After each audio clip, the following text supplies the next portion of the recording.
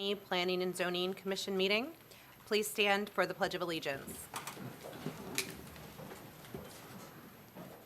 Pledge allegiance to the flag of the United States of America and to the republic for which it stands, one nation, under God, indivisible, with liberty and justice for all.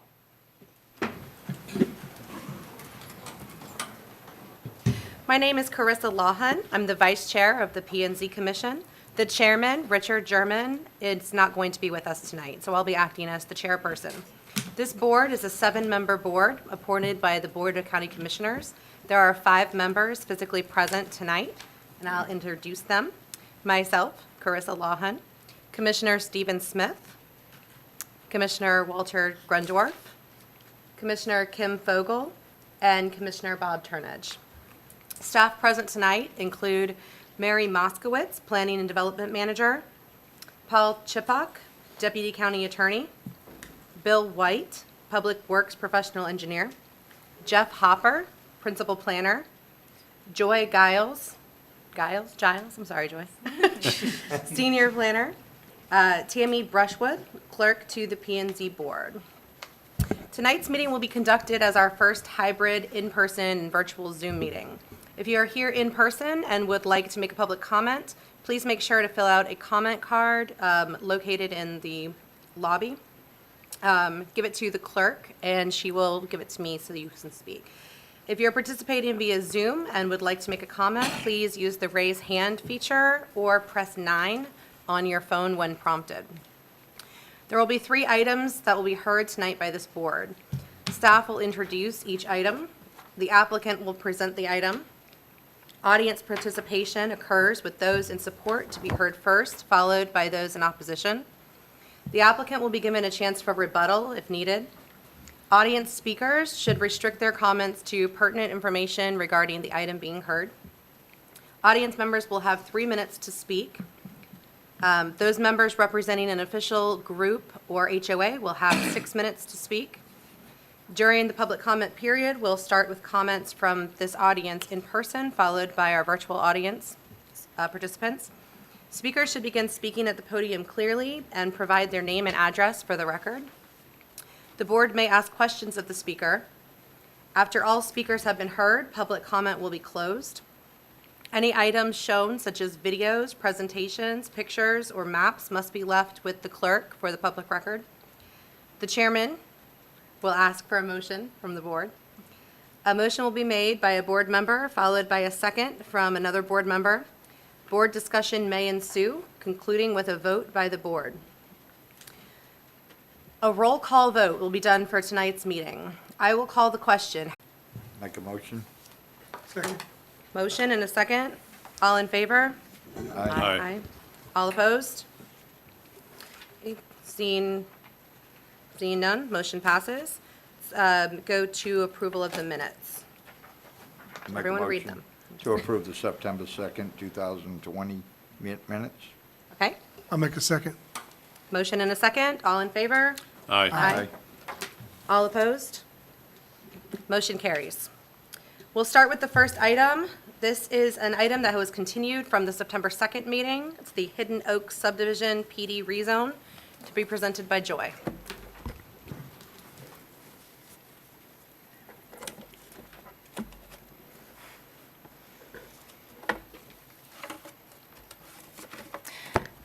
Good evening. Joy Giles, Senior Planner for the Planning and Development Division, and I am presenting this item on behalf of Matt Davidson. At the September 2nd, 2020 Planning and Zoning Commission meeting, the board was presented with a request for a large-scale future land use map amendment from low-density residential and industrial to low-density residential and a rezone from A1 and M1 to PD plan development on 31.52 acres. The board voted to approve transmittal of the large-scale future land use map amendment and also voted to continue the hearing for the rezone portion of the request. Tonight, the request being heard is for the rezone from A1 agriculture and M1 industrial to PD plan development on 31.52 acres located approximately a quarter mile southeast of North Ronald Reagan Boulevard. Excuse me. The applicant proposes to develop the subject property as a single-family residential subdivision with a density of 4 units per net buildable acre, with a maximum of 109 units and a minimum lot size of 6,000 square feet. The subdivision will be developed in 3 phases. Phases 1 and 2 will consist of a minimum lot size of 6,000 square feet, and Phase 3 will have a minimum lot size of 9,000 square feet. The development will have a 25-foot buffer along the southern perimeter and a 10-foot buffer along the west and east property line. The previous request proposed access from Avalona Drive, Bryant Avenue, and Midway Drive. However, the access points have since been amended, and now the access points are going to be from Gardens Drive and South Lane. The developer will be required to improve the non-standard roadways out to North Ronald Reagan Boulevard to meet county standard for width and structure, including drainage improvements and the collection of stormwater in accordance with the Seminole County Land Development Code. The site is located within the Seminole County Utility Service Area and is required to connect to public utilities. If the proposed development is approved, sanitary sewer and water lines will be extended to the property. This will require existing homes located in the Midway Park subdivision that lie within 150 feet of the water and sewer lines to also connect to public utilities. Staff finds the requested lot size and density to be compatible with the surrounding development in the area and compatible and consistent with a comprehensive plan. Therefore, staff recommends approval of the rezone from A1 Agriculture and M1 Industrial to PD Plan Development and approve the associated development order and master development plan for 31.52 acres as requested. Thank you. Questions from the board for staff? Yeah, Joy, when did they make the change to Gardens Drive? I believe it was at the BCC meeting. Okay. I believe Now- after that meeting, they made the change for the access. Okay, because I think we had talked about that, and it didn't seem like there was enough right-of-way through there to come up to county specs on the road. And I know that the applicant will be able to speak Okay. more on how that came to be. Evolved? Yes. Okay, all right, great, thank you. Applicants present?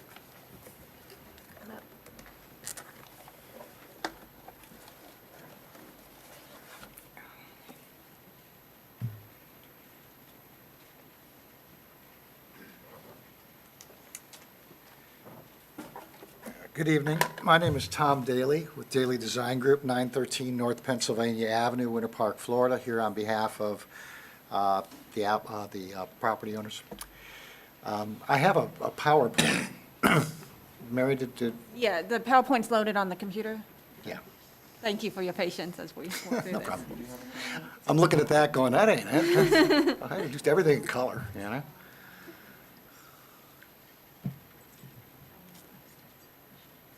There we go. Okay, thank you. Like Joe said, we were here at your last meeting. Well, we weren't here, we were on Zoom. And I believe Commissioner Fogel and Turnage were not present, but Commissioner German was. And so, just to give you, I'm going to go back through kind of what we're proposing for the benefit of the 2 commissioners that weren't here. It's 31, little over 31 acres. Directly north of this property is a project called Cadence Park. It was approved and it's being developed right now. It is developed at a density of 4 units per acre. The lot sizes are 50 foot by 120 foot for the majority of the project, and then the lot sizes on the far eastern side of it are 75 foot wide. And that was in order to lower the lot sizes or increase the lot sizes against Thomas Stable Road. So the development program that we have is very, very similar to that. The rezoning that we're looking at, like Joyce said, the south piece that's more wooded, that's zoned industrial, and the north is zoned agriculture. The future land use component of this is that the southern part has got a future land use of industrial. And that's what was transmitted by, not only this board recommended it, but the Board of County Commissioners on September 22nd actually transmitted it up to the state. The industrial component of this is that that property, the southern property, has no viable access to it. Kind of looks good on a map when you look at the industrial park to the west of there, but there's no access to it. And so it made sense to come in and combine this all as one residential neighborhood. You can see there's a green line that runs up and down the north to south. That's a drainage way, I'll call it, drainage ditch. It's not a maintained facility, but it certainly flows a lot of water through it. And so that's where, we had talked about, using Midway Drive and using these other points of ingress and egress. And the only existing crossing right now of this drain, and I'll call it a drainage way because there's no easement over it, but like I said, water's flowing, is on South Lane. There's a pipe that's underneath the road, and that's kind of where everything flows from this community, this neighborhood, and flows south down into Spring Hammock, Lake Jessup. You can go to the next one, please. This is the current zoning. Like I said, the property to the north is all planned development, which is what we're requesting. So, from A1 and M1 industrial to PD. And so we can go to the next one, please. This is just to kind of show you, there's a conservation area kind of in the middle of the property. It's about 4 acres big. And so that's something that's going to be preserved as part of this development. It all drains to that drainage way and drains south to underneath the railroad tracks and on. One thing I guess I need to point out is that I can't remember if it came up at this hearing or whether it was at the Board of County Commissioners, but I think it was Commissioner Smith. I can't remember. We're all in the Zoom meetings. But is the railroad track still running? Yeah. Well, I went out there and looked, and the tracks are all rusted, and it looks like there's some busted up ties, so I kind of assumed that it was not. It was abandoned. But Commissioner Delary did some research and found out that it's used once a month for a scrapyard that's down there. 419, You got it. okay, And so, yes, it is being used. yeah. Part of the PD that were in the plan development documents requires a 6-foot wall and a landscape buffer along it, and irregardless of whether it's being used or not. But I remember you asking that question. Could we go to the next slide, please? Okay.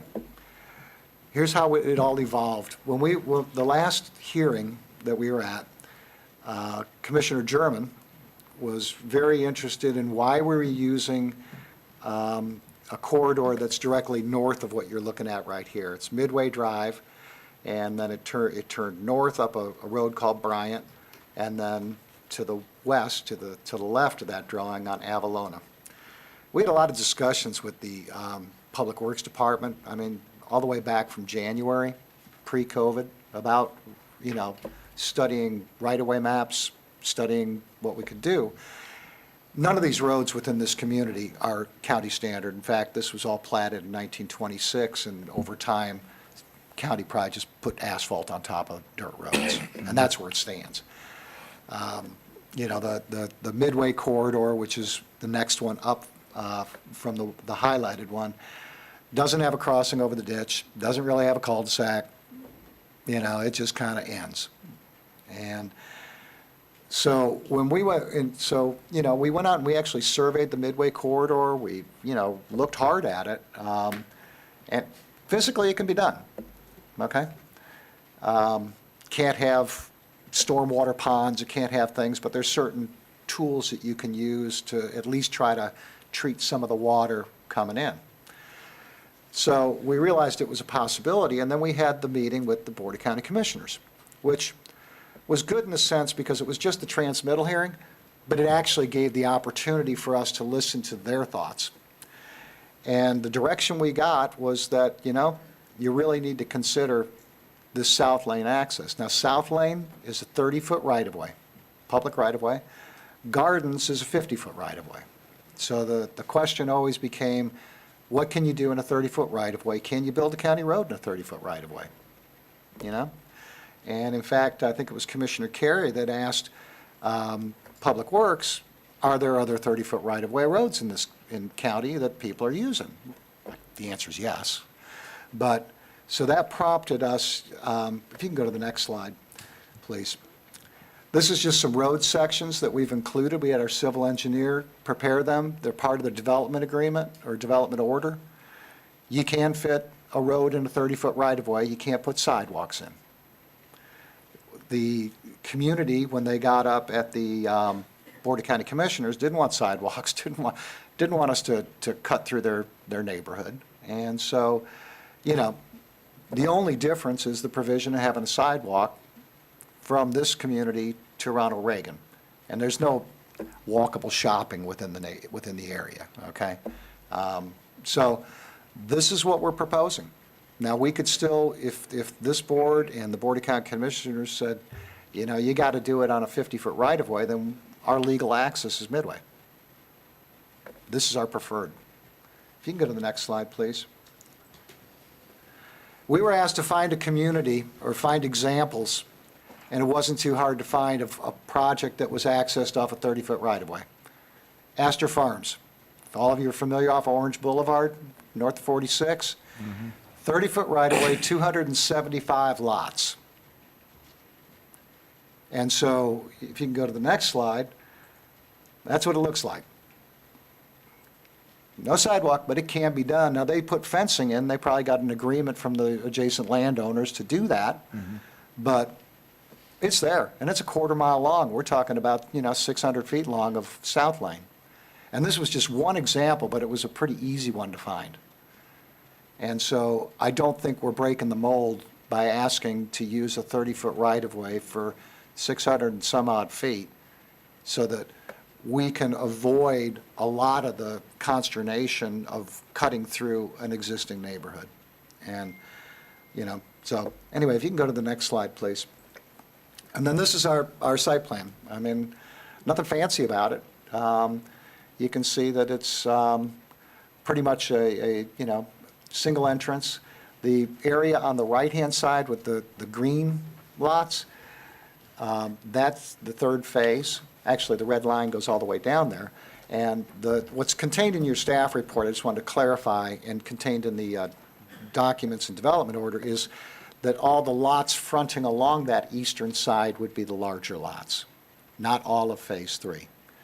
And so, and the fence would be going along the far right along there. And, you know, some of the concerns from folks that we heard from Thomas Stable was that today people are walking their dogs down this little private lane that they use to access their property. That's not a situation we created, but we don't want to exasperate it. So even the project to the north doesn't have a fence, it just has a landscape buffer. But we feel better by putting in a fence, trying to secure the, you know, that kind of traffic. And I live on a similar road, and I understand that. People will just see a dirt road and they'll say, oh my, you know? Well, it's somebody's private road, you know? And so, in either case, you know, we had a Zoom meeting. We made another attempt. Before we came to you before, we made an attempt. We put out 63 letters because you can't have a community meeting given the current situation. So, you know, we received a couple responses, and then, of course, when we came up before this board, Zoom, digitally, there were 3 or 4, maybe 4 or 5 folks that spoke at that meeting. And so and there was some folks that spoke at the board meeting too on the 22nd. And so we reached out to staff, how can we get email addresses? Because, you know, snail mail doesn't necessarily work. It does, but, and further complicated the matter, I wouldn't say a majority, but a lot of the homes that are within this mobile home community called Midway Park are rentals. So I go to the property appraiser, I'm sending a letter to someone in North Carolina for all I know. So we did the best we could. We had a Zoom meeting on Monday. 2 folks attended. I believe they're here. We asked them to please relay to everybody our change in our position of where this access road is going to go to alleviate any confusion. Don't know how far that got along. you know?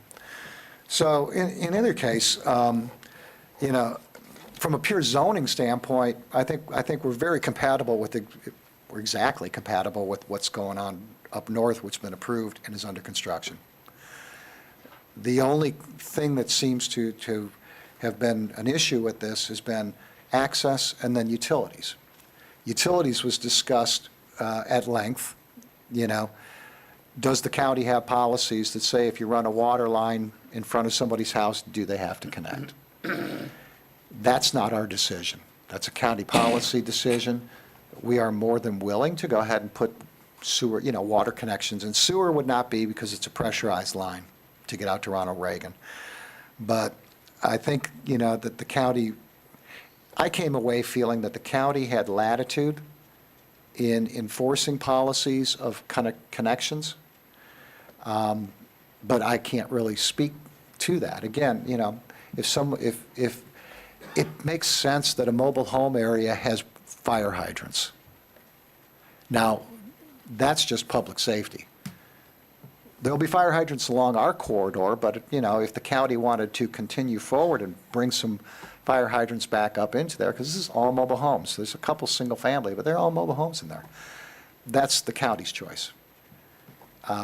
If the county wants the residents to tie into our water line to serve our project, then, you know, that's not something we can control. The only other thing, there was a question I think Mr. German brought up, and I wish he was here because he was the one that made split this thing up, but was emergency access. And Brenda Paz with the fire departments reached out to me. I sent her a copy of the plan. They're exploring either having an additional, there's a little road called Sunnyland that kind of runs along our western boundary, northwestern boundary. It's another 30-foot right-of-way.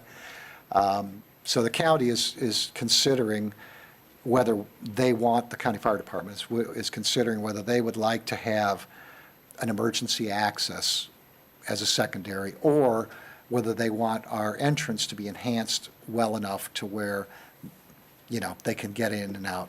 And so that will come back probably either with the final development plan or the plan, or the preliminary subdivision plan. That's when we'll get into that matter. But we did talk about it, we've looked at it, we're at zoning. And so that's where we're at. So I really would, you know, seek your support. We've been working very hard on this. Would certainly like if as part of your deliberations, you provide the county commission with some direction on your thoughts of access and utility connections, if you feel that's appropriate. But bottom line is, I really would like to see that this board support the plan development zoning with the conditions that are outlined in the development order in the staff report. And I'm here to answer any questions.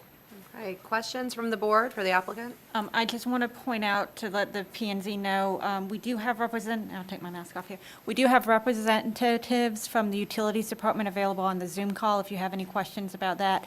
And I did speak to the fire marshal today, and they are evaluating the emergency access, so they did not have an answer for tonight's meeting. Thank you. Other questions? Yeah, my first question would be utilities. Would the residents be forced to tie into the force main and also the water? Okay, I just brought Paul Zimmerman into the meeting, and he can speak. Did you hear the question, Paul? Yeah, yes, I did. Can you hear me? Yes. Yes. This is Paul Zimmerman, Chief Engineer over at Utility Engineering of the Environmental Services Department. The force main connection on a residential property was not required to connect to our system. Only gravity lines that abut the property require a connection, and that's by state statute. The water line is a mandatory connection, but there is a hardship exception for that, and for large properties, 5 acres or more. That's one of our bond resolutions requiring us to compulsory connections for water and sewer. Okay, thank you. Any other questions from the board for the applicant? No? Seeing none, we'll move to public comment. I do have one support card here, Jason Serafine. I didn't mention which item it was on. Is Jason here? No? Okay.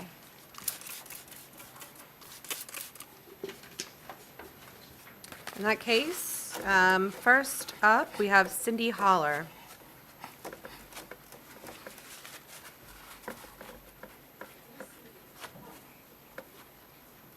Sorry? Okay, you didn't wish to speak? Next, we have Lenny Turngate. Come on up.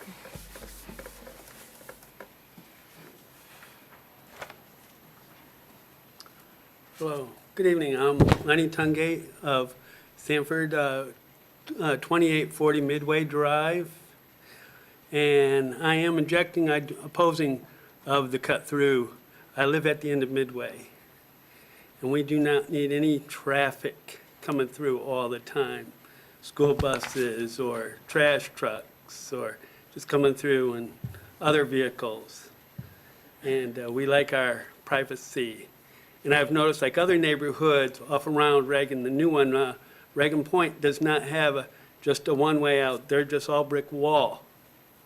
I noticed that.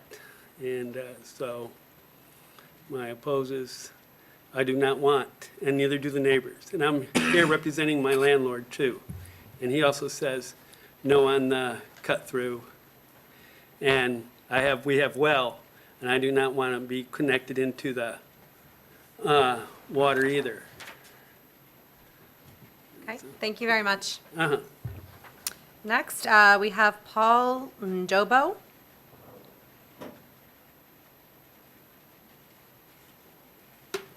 Come up, state your name and address for the record. I'm Paul Doble. I live at 5137 Bryant Avenue.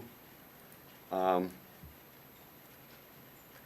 see, there's a lot of things that I really think that should be looked at quite a bit more. There are some things that he has said that aren't true, that he has not really looked into that much. And I'd like to make sure that everything is followed through correctly. You know, as far as the little water creek there, that's a very important stream that runs through there, and he's making it sound like it's not very important. It is very important. The railroad tracks, he said, didn't exist anymore. They do exist. Sunnyland, right there at 1792 and 419, use that train track constantly. That train, it's not more than just once a month. From what I understand is that letters were supposed to be sent out with this before this project even started, and no letters were sent out.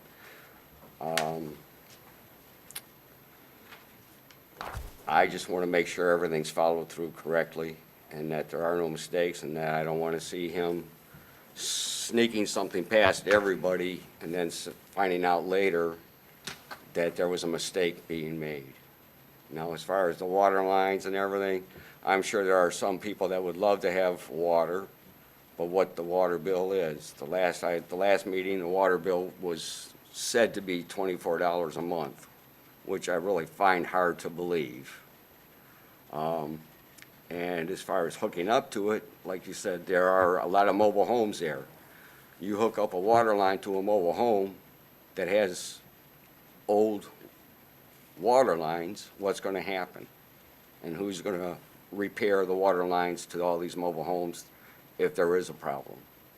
These people are on fixed income, and they cannot afford all of this. And that's about it that I could think of right now. Okay. Thank you Thank very you. much.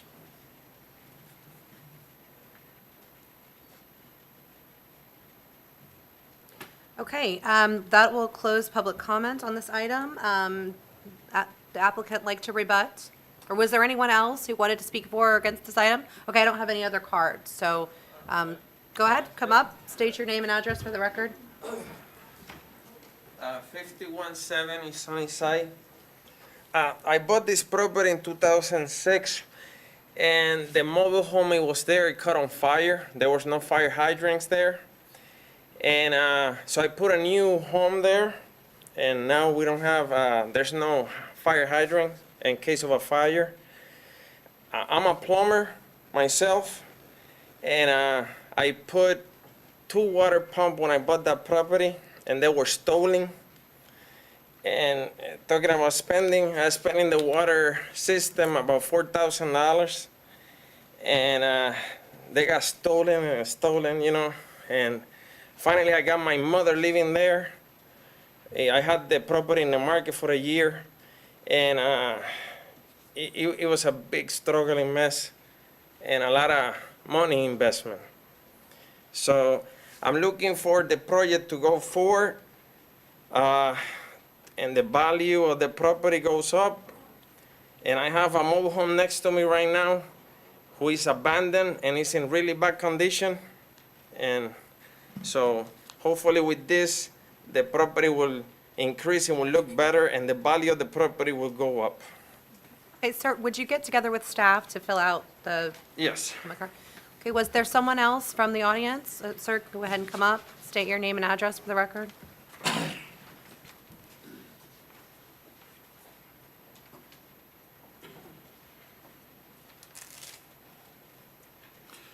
Hello, my name is Adam Jackson. I live at 5114 Sunnyside Avenue. I filled out a card earlier and dropped it off with the clerk. I don't have it, so I have everything you've given me, Tammy. Okay. I'm opposed to them putting this development down Midway Drive. That will completely ruin the neighborhood. And it's going to uproot a bunch of people. There's already more than 5 houses that have been sold recently with this new trend of development in our area. Everybody's trying to get out of there and moving renters in, which really changes the attitude of the neighborhood. I personally am a single parent. I picked this place and bought it specifically for a safe place to raise my daughter.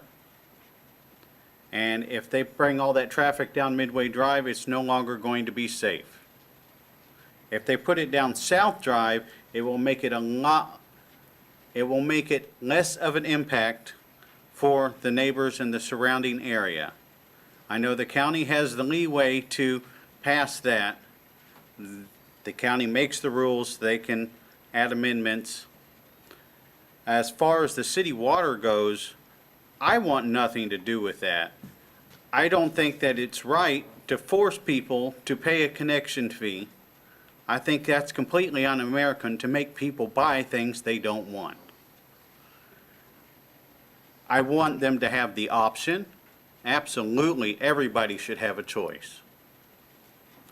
But the road that is there on South Street, Bryant Avenue, or Gardens Drive, South Street to Sunnyside, that's the main access point for all of that little neighborhood. And I live at the last house on the left. It's nice and quiet back there, and I want to keep it that way.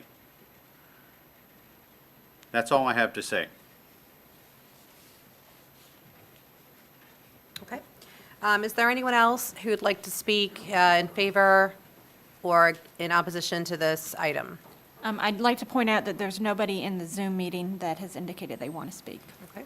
Then, would you like to come up and for rebuttal?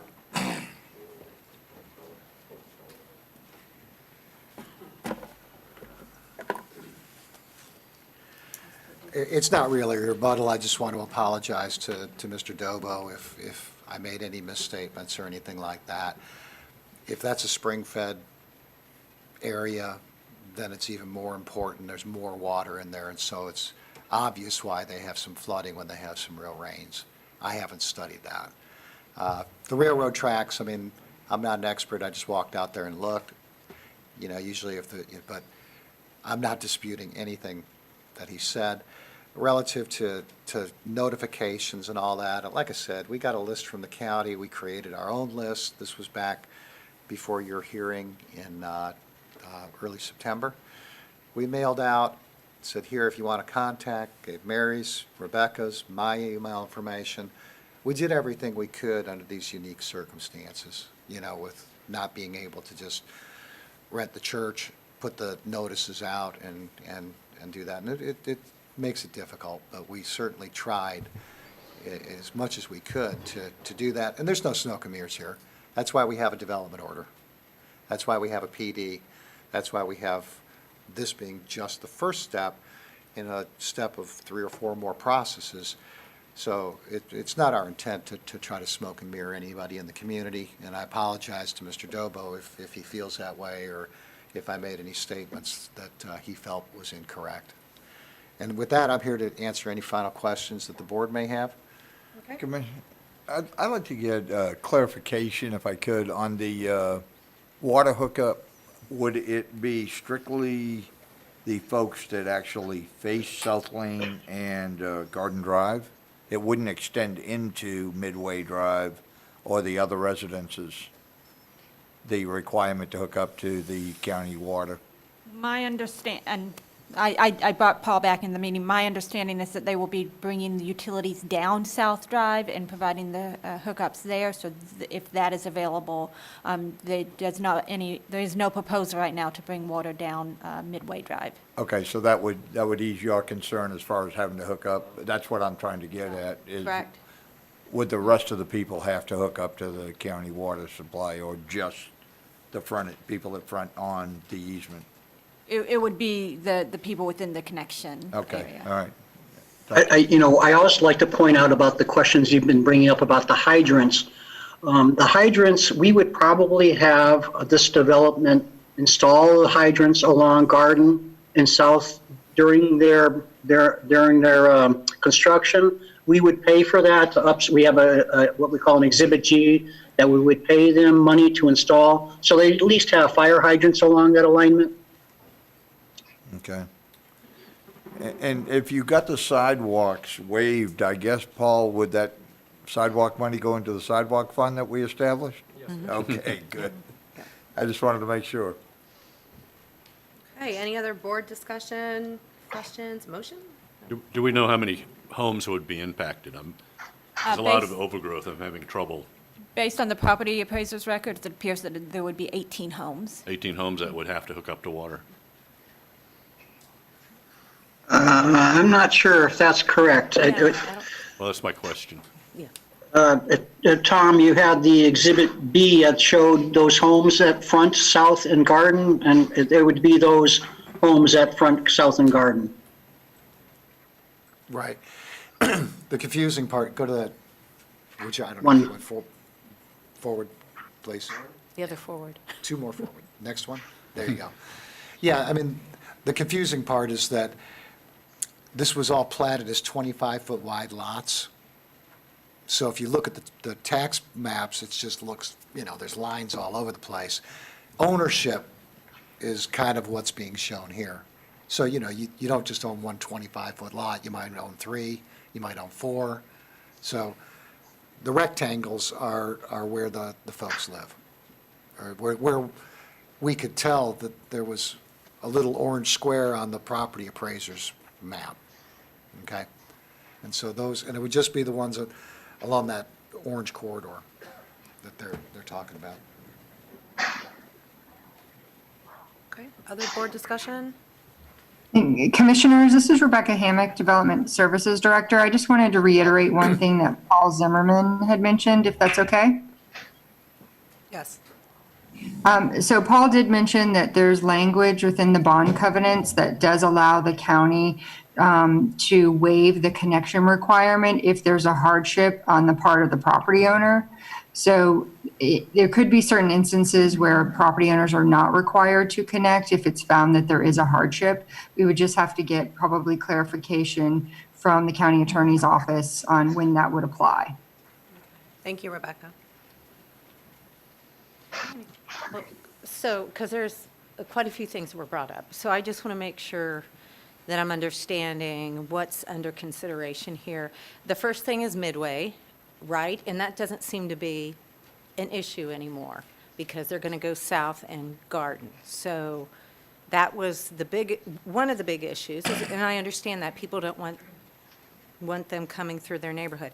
The next one seems to be utilities, and again, I'm reading from Brenda Carey at the commission meeting, and she's saying that, you know, a lot of the residents, their concerns were not having sidewalks, not wanting access to be Midway, so that's taken care of, and not wanting to have to hook up to a utility. So her comment is all of these things are within the control of the BCC, and again, with the hardship, so that seems to be check the box too, correct? So what do we have outstanding? Because now, fire, I guess, is a question mark, but it is compatible with the surrounding area. So what else do we need to work out here? Well, I think myself, the biggest change, I went and drove the subdivision, and I drove all those roads because I wanted to see exactly what I was looking at because of my concerns at the last planning and zoning meeting. And I'm a lot more comfortable with Garden and South. Had it stayed the way it was, I probably would have been opposed to it again. But based on, you have really gone out of your way, I think, to try to appease not the folks that live there and try to keep this to a minimal impact. So I really applaud you on that.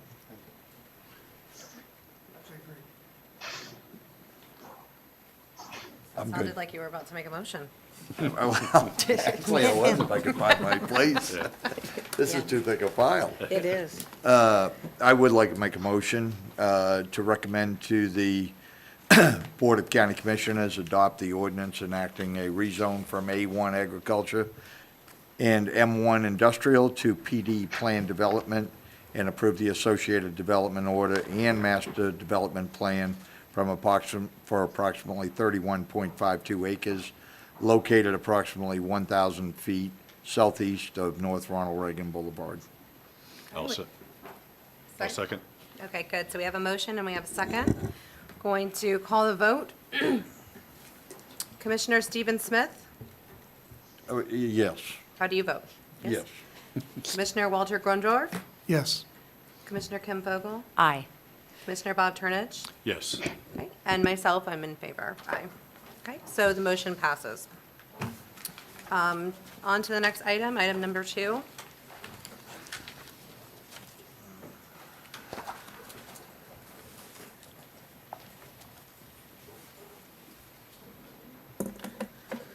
Good evening. I'm Jeff Hopper of the Planning and Development Division, presenting item 2, which is the proposed amendments to the Seminole County Land Development Code and Comprehensive Plan to provide regulations for accessory dwelling units within unincorporated areas of the county. An accessory dwelling unit, which we refer to as ADU, is an independent living unit that can be part of a larger home or a freestanding structure on the same property. Accessory units are recognized as a way of creating affordable housing for smaller households, single parents, and seniors. Benefits of ADUs include allowing residents to age in place, giving homeowners an opportunity for additional income, and increasing the availability of housing while making use of existing public services such as roads, water, and sewer. Currently, the code allows ADUs only in the A3, A5, and A10 districts in the East Rural area. The proposed amendments would also allow them with administrative approval by the planning manager in the A1, RC1, and single-family residential districts R1 through R1 quadruple A. ADUs could also be approved in existing single-family residential plan developments. The proposed regulations would permit an ADU to have a full kitchen and would set requirements for setbacks and parking. An ADU would have to be architecturally compatible with the principal dwelling unit. The property owner would be required to occupy either the principal unit or the accessory unit. ADUs would not be permitted on lots less than 5,000 square feet and 50 feet in width. An accessory unit would be limited to 35% of the size of the principal unit, with an additional 10% potentially allowed by administrative adjustment. In no case would an ADU exceed 1,100 square feet in size. Supporting text amendments to the comprehensive plan include definitions and enabling language to allow these changes to the land development code, and a new policy stating that ADUs will have what we call a de minimis impact on public facilities. It will not count toward allowable density under the future land use designation of the property where they're located.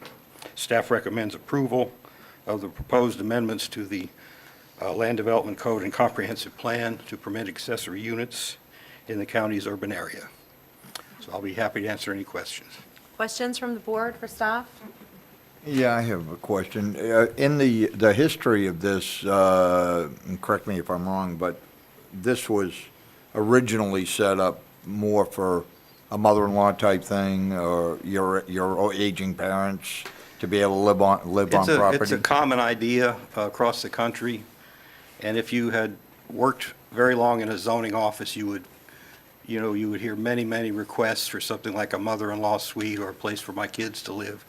But nearby, it's a constant, it doesn't happen a lot, but it's something that happens often. Mm-hmm. Did It's the a need county that's out actually there. have a restriction, though, that you had to prove that the individual living there, your parent, actually? Well, I think you're talking about maybe the temporary mobile home situation in the Well, A1 yeah, I district. used to run into that in Geneva, yeah. In the more conventional, like, single-family districts, you can have an accessory building. It can have plumbing and electricity and so forth. It just can't have a kitchen. Okay. So you don't have that full facility of a dwelling unit, but this would give you everything you need. Okay. Are we going to get any pushback if they become rental units? Is the county going to get pushback if all of a sudden everybody starts building accessory buildings and Well, that's a they good start question. renting them? And what we've done is include a policy in the comprehensive plan that would say, we are assuming the impacts to be minimal for the time being, and then we revisit that situation in 5 years. So if it turns out to be super successful, we may have to look at formulas to include these units within the allowable density limits that we have. So Yeah, for the time being, we're saying, we'll allow them, but we won't make other changes, to the allowable densities. So, and we'll say, we did reach out to other jurisdictions that do have accessory dwelling units, and most of the time, it is mostly, people doing it for the family, the mother-in-law or the adult child coming back to live. One of the limiting factors is we won't have, a separate address or separate utilities, so that makes it difficult to rent it out as a rental unit when you set it up that way. yeah, I believe we are getting into a generation of kids coming back home. Yeah. Much to my dismay, yes. Why are you laughing? Okay, thank you. Any other questions from the board for staff? Nope. We don't really have an applicant on this one, the applicant's the county. No, we don't right? have an applicant, no. So, public comment, would anybody in the audience like to speak in favor or in opposition to this item? Anybody on Zoom? I am going to let in Nancy Harmon. She had her hand raised. Hey, good evening. I'm sorry I'm late. I was trying to get in for the previous meeting as well. I have a lot of concern or some Nancy, of the. excuse me, I'm sorry, your address for the record. Oh, I'm very sorry. 752 Pioneer Way, Geneva, Florida. Thank you. I was listening to Mr. Smith, and I have some of what he said were my concerns. And one of the things that concerned me about the answer with regards to rentals was, we'll have the wait and see look. And that seems to be a phrase that comes across a lot with development as well. I also know that code enforcement does not have enforcement. So it concerns me that there is no way to stop someone really from renting or knowing that a place is being rented, other than if somebody says that it's being rented. And then again, we could say it's not a family member, but what is. The other thing is I'm very concerned with some of the language in there where it says they could build a bigger home. I don't think that's the intent of an accessory dwelling at all, is to build a bigger home and leave the smaller home for the family member or for the family member. So I'm concerned about the vagueness in some respects of how it would be managed, and the other respect of how it could be utilized to undermine the current density or the size of homes that could be built on a piece of land and be considered, I mean, which one would be considered the accessory dwelling? So that concerns me as well. I do understand that they're talking about affordable housing, and this could be a way to do that for your family. So I'm really 100% for that. I'm just concerned that it could get out of hand and there's no way to manage it. So those are the concerns that I have, and I'd like them to be considered as a part of the updates or changes that could be made to make the amendment more substantial with regards to certification, as Mr. Smith was saying. Let's make a certification that somebody needs it and go through what has happened in the past when it was a temporary dwelling. The temporary dwelling mobile home, we have one down the street from us, and every time we've called, because it has been rented, we've been told by code enforcement it was already grandfathered in because it was a family home. So, I mean, there needs to be a little bit more thought, I believe, in the document and how it would be applied. Thank you very much for the opportunity to comment. Thank you. Mary, is there anyone else? I'm going to bring in a Joseph Humphreys. Okay. Yep, can you hear me? Mr. Humphreys, your name and your address for the record? Yes, Joseph Humphreys, 883 Cardinal Point Cove, Sanford, Florida. Okay, go ahead. Yeah, I just wanted to agree with the comments that were just made. I certainly agree with the concept, but I'm very concerned about the potential impact on density issues, which is kind of a hot topic these days. It has been for a while in the county as far as development is concerned.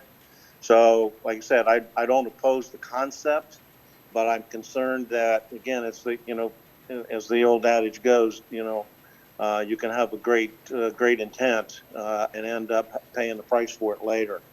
And that's my biggest concern. I really think that we need to do some more homework on how to prevent that from coming back and bite us in the, you know what. So, like I said, I agree with the concept, but I'm concerned that there really needs to be nailed down more.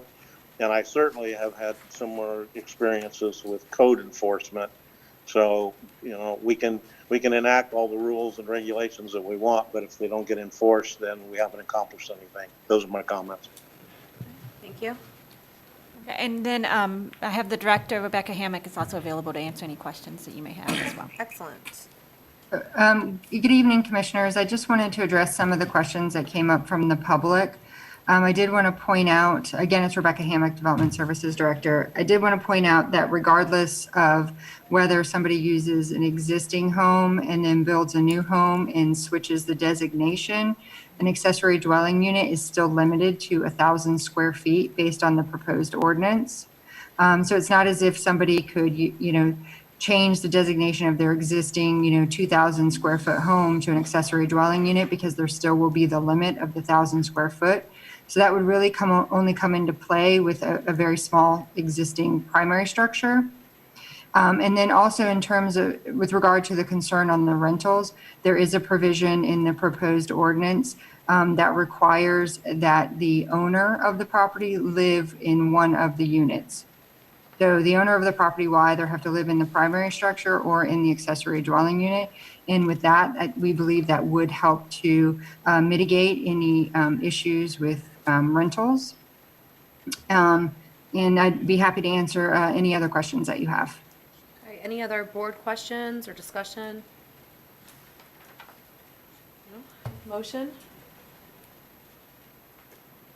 I think you have enough code there I'm just worried about, I'm really worried about enforcement of this, and I'm worried about it being, you've been able to do this on a 5,000 square foot lot. I mean, literally putting a second home on it. I have my concerns with it. I think, it's not bed and breakfast, what do they call the other things that they rent? Airbnb. Airbnb, I think this is what this is gonna turn into, myself, you know. And also, Commissioners, this is Rebecca again. I did want to point out, we did do some research with the city of Orlando, who seems to have the most experience with this. And based on their building permitting, they only permit 2% of their total residential permits are for accessory dwelling units. So we're not anticipating that this would probably be very widely utilized. It would probably be a very small percentage. Is there something Rebecca or Jeff maybe can help us with? What's the origin of this? Where's that coming from? Is this just part of the revamp of the code, or is there a need or a request that's been?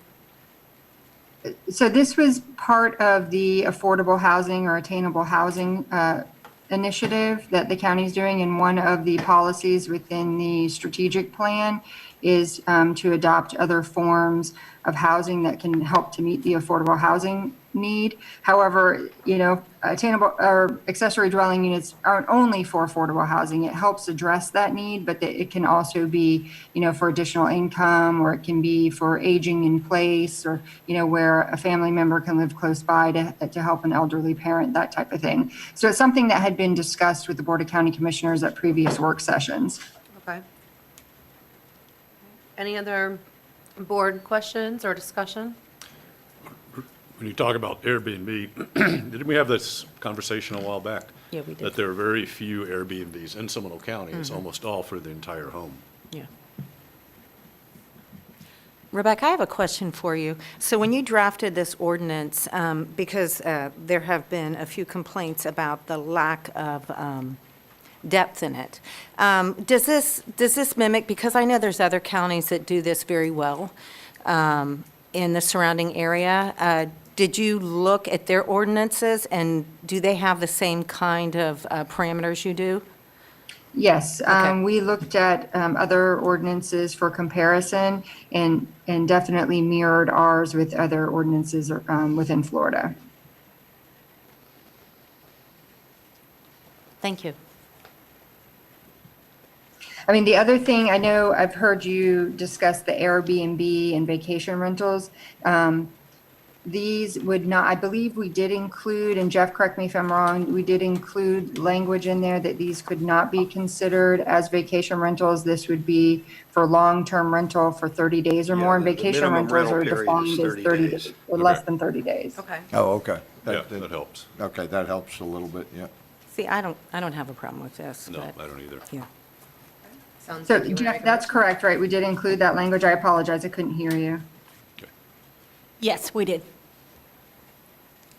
I'd like to Sounded make a like motion. Yes. Yes. I'd like to recommend the Board of County Commissioners transmit the proposed ordinance enacting comprehensive plan text amendments to permit accessory dwelling units in the county's urban area to state and regional review agencies, and subject to final approval and adoption of the comprehensive plan text amendments.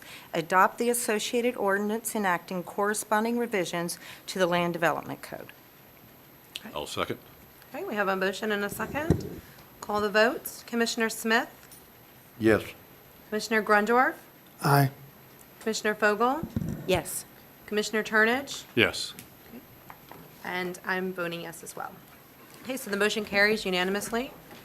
So we'll move on to item number 3.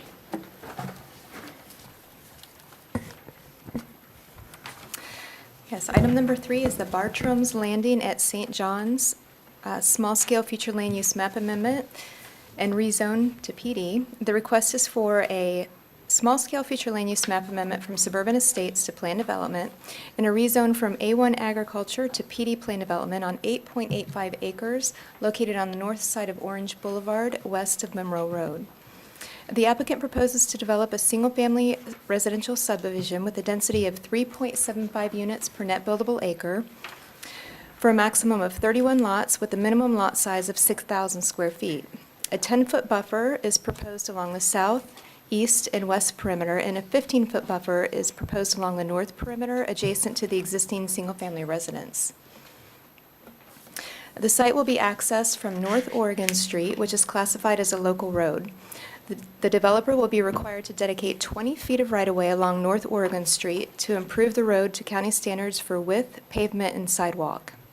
A 25-foot right-of-way dedication is also required along the frontage of Orange Boulevard with the construction of a sidewalk. The section of Orange Boulevard lying between State Road 46 and Monroe Road, can you go forward in the, could you go forward a couple? One more. Yeah. Okay. The section lying between Monroe Road and State Road 46 has improvements programmed into the county 5-year capital improvement program. The planned improvements provide for the widening of Orange Boulevard to a divided 2-lane section west of North Oregon Street, a 10-foot shared use path along the south side of Orange Boulevard, a sidewalk along the north side of Orange Boulevard, and left turn lanes to be constructed at major points along the corridor in order to improve traffic flow and provide locations to allow for U-turn maneuvers. The program also provides improvements to the roadway drainage, including an urban section with curb and gutter, a closed stormwater collection system, and stormwater ponds for treatment and attenuation. The capital improvement project for Orange Boulevard is currently in the design review phase, and plans are expected in January of 2021. Staff finds the requested land use amendment and rezone to be consistent with the policy guidelines in the comprehensive plan and the land development code. The future land use element of the comp plan establishes criteria to be used in evaluation of proposed future land use amendments, consistent with the requirements of state law, and including individual site compatibility. These criteria include some of the following. Criteria A, has the character of the surrounding area changed enough to warrant a different land use designation? The Suburban Estates future land use was assigned in 1989, and since then we've seen substantial growth in the area. You can go forward to the next slide. There's a couple aerials ahead of that. Okay, and one more. Okay. You can see on this slide, this is an aerial from 1999, and then you can go forward to the next one. And this is an aerial from 2019, just giving you a visual of the overall growth just in that area alone. Orange Boulevard to the west ranges in density from 1 unit to 3.99 units per acre. The south side of Orange Boulevard ranges in density from 2.7 units to 5.8 units per acre. And Orange Boulevard to the east ranges in density from 1 unit to 10 units per acre. Criteria B of the comp plan: will public facilities and services be available concurrent with the impacts of development at adopted levels of service? Seminole County is a utility provider for water and sewer, and the capacity is available for this development. The Seminole County Public Schools provided a school capacity determination based on concurrency service areas and zoned schools for the subject site. The zoned middle school, Sanford Middle, is currently over capacity. However, per the adopted interlocal agreement, available school capacity is based on concurrency service areas, and capacity is currently available for the students generated from the proposed development. The traffic impact statement shows that the roadway segments and intersections are currently operating at adopted levels of service and will continue to do so with the generated additional trips from the proposal. Criteria E, the proposed future land use is the proposed future land use compatible with the existing surrounding development and future land uses in accordance with in accordance with compatible transitional land uses shown in Comp Plan Flu Exhibit 1, and this exhibit is in your package as well. Comp Plan Flu Exhibit 1, which is included in the agenda package, provides a table listing compatible transitional land uses based on density and intensity. The table shows that suburban estates and low-density residential, which allows for a maximum of 4 units per net buildable acre, are compatible transitional land uses. In addition, the property adjacent to the west of the subject site is developed as a single-family residential subdivision with a density of 3.99 units per net buildable acre and a minimum lot size of 5,500 square feet to show further compatibility. Staff finds the request to be consistent with the Land Development Code under the PD zoning classification by providing the required minimum 25% open space, providing perimeter landscape buffers and a lot size that is comparable to the trend of development. Staff recommends the Board of County Commissioners adopt the ordinance enacting a small-scale future land use map amendment from suburban estates to planned development and a rezone from A1 to PD on 8.85 acres located on the north side of Orange Boulevard. Thank you. I'm sorry, Brandon, can you go, the table is also in the presentation too, it's not really. you can go back. So the people in the audience can see. There you go. Yeah. Thank you. Okay. Questions from the board for staff? Yes, Joy, I have a question. At what point, I'm looking at all the growth on Orange Boulevard. At what point does Orange Boulevard get saturated and can no longer handle the traffic? I mean, this road is just, we just keep adding subdivision after subdivision all the way Orange. And how long is it gonna be before we actually, 4-lane Orange Boulevard? Well, like I said, the plans are expected to be January of 2021, and then I can. We know how fast this moves, right? Let's see.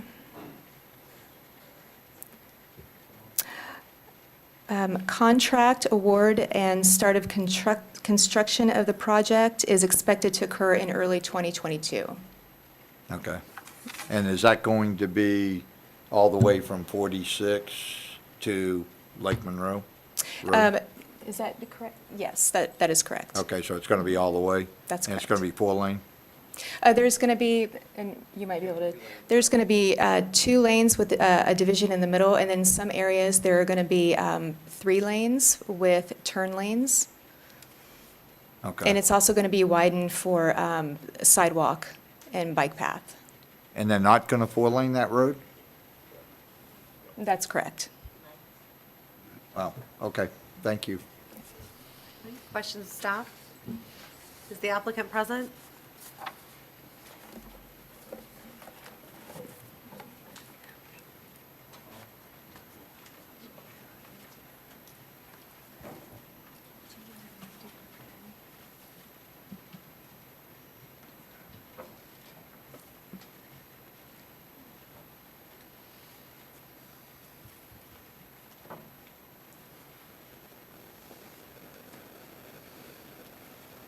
Is this one on? Can you hear me?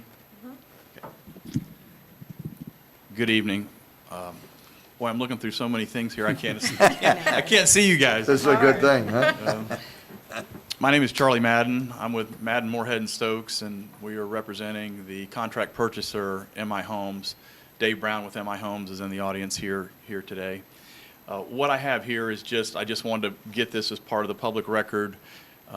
Much like the last applicant, we and I know you guys know that we typically have in-person community meetings, which is what we prefer, but under the circumstances, we weren't able to do so. And I've done this a couple times now, and one of the things that we're kind of seeing, when we have the in-person meetings, you can get direct feedback from everybody and try to, hear what their things are. But now it seems like they get our packet and then they just send emails to the county and haven't, don't really reach out to us. As far as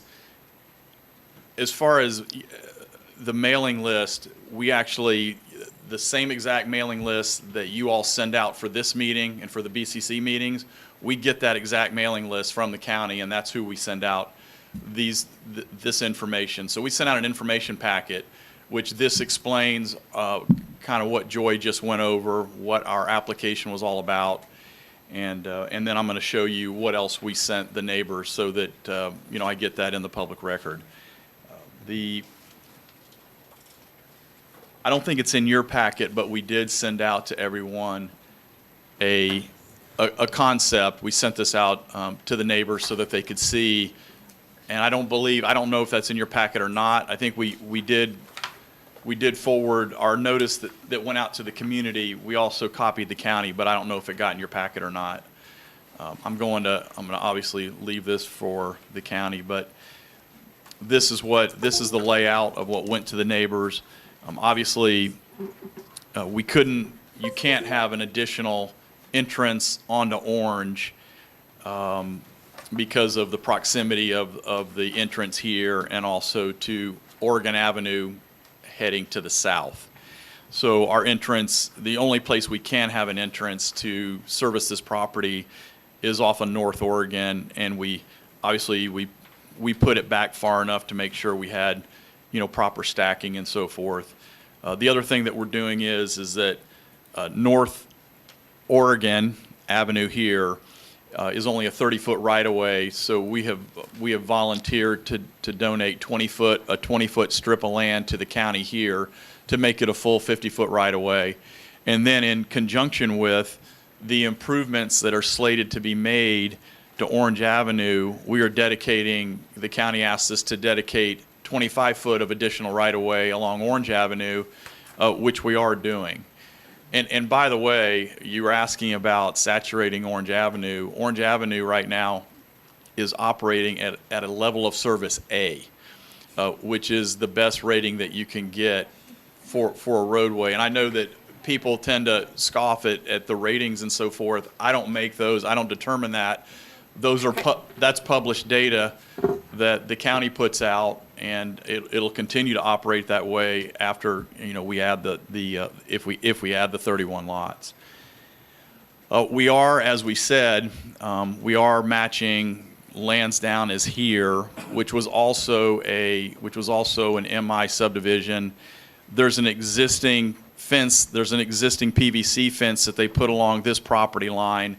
That rather than having two fences right next to each other, we have our landscape buffers, but as far as the fencing, I wanted to comment on that we would propose that we utilize the single fence that they've already installed as part of this subdivision, and that we'd obviously be proposing a new. This will be a gated community, so that we would put a new PVC fence here, and then along North Oregon and along Orange, the estuary, and this is for everyone that's here from the community as well, the estuary built a wall and landscaping for their new community, which is just to the east of here. Those were 40-foot wide lots. And that wall that you see out there, they would do a similar wall along Orange and North Oregon Avenue, so that everybody has an idea of what that would look like. And I drove that today, and my personal opinion is I really like the wall that they put up for the estuary at St. John's.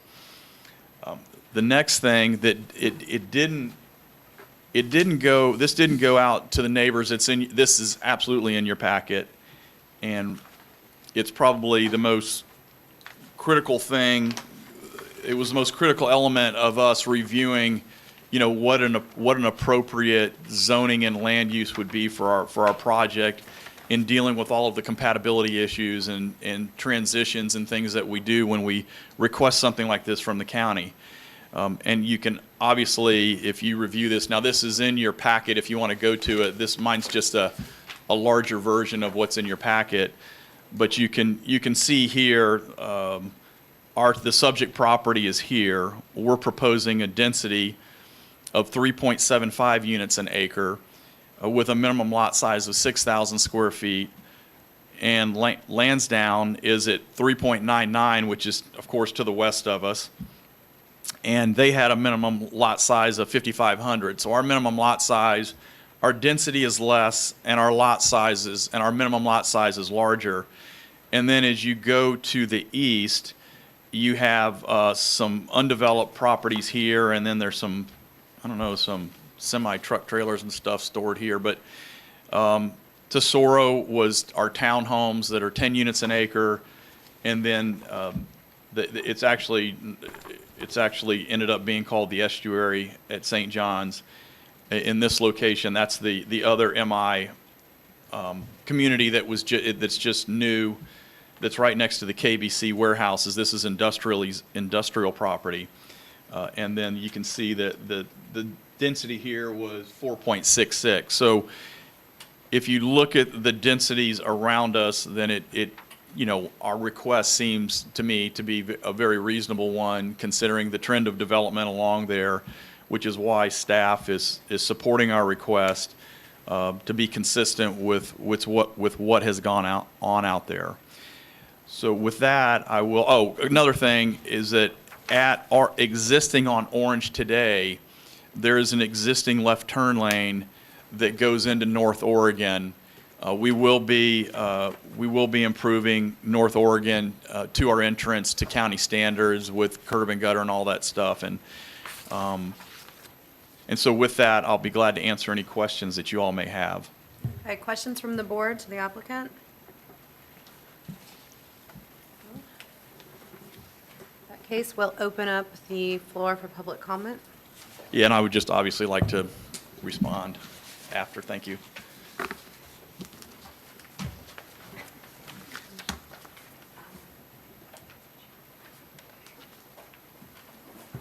Okay, the first one up is Lloyd Beverly.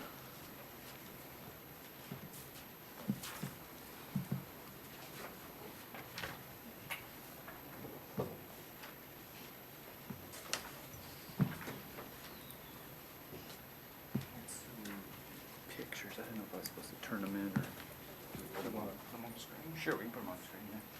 Let's just, oh, I got you.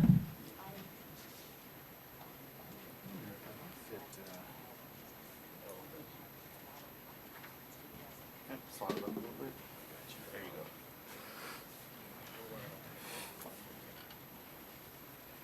I'll do it in just a second. Mr. Beverly, would you state your name and address for the record, please? Yes, ma'am. My name is Lloyd Beverly. I live at 4595 Nebraska Avenue. I am here to oppose the requested zoning change for this proposed MI Homes project for multiple reasons. There is an MI Homes project you just talked about that touches my south property line. Currently in the house building phase, it is called the Estuary at St. John's. It's at the corner of Missouri and Orange Boulevard. And the Estuary project went through the exact same process that the one up for consideration tonight is seeking to go through. The Estuary project was allowed to be built, and it has caused serious consequences for my property.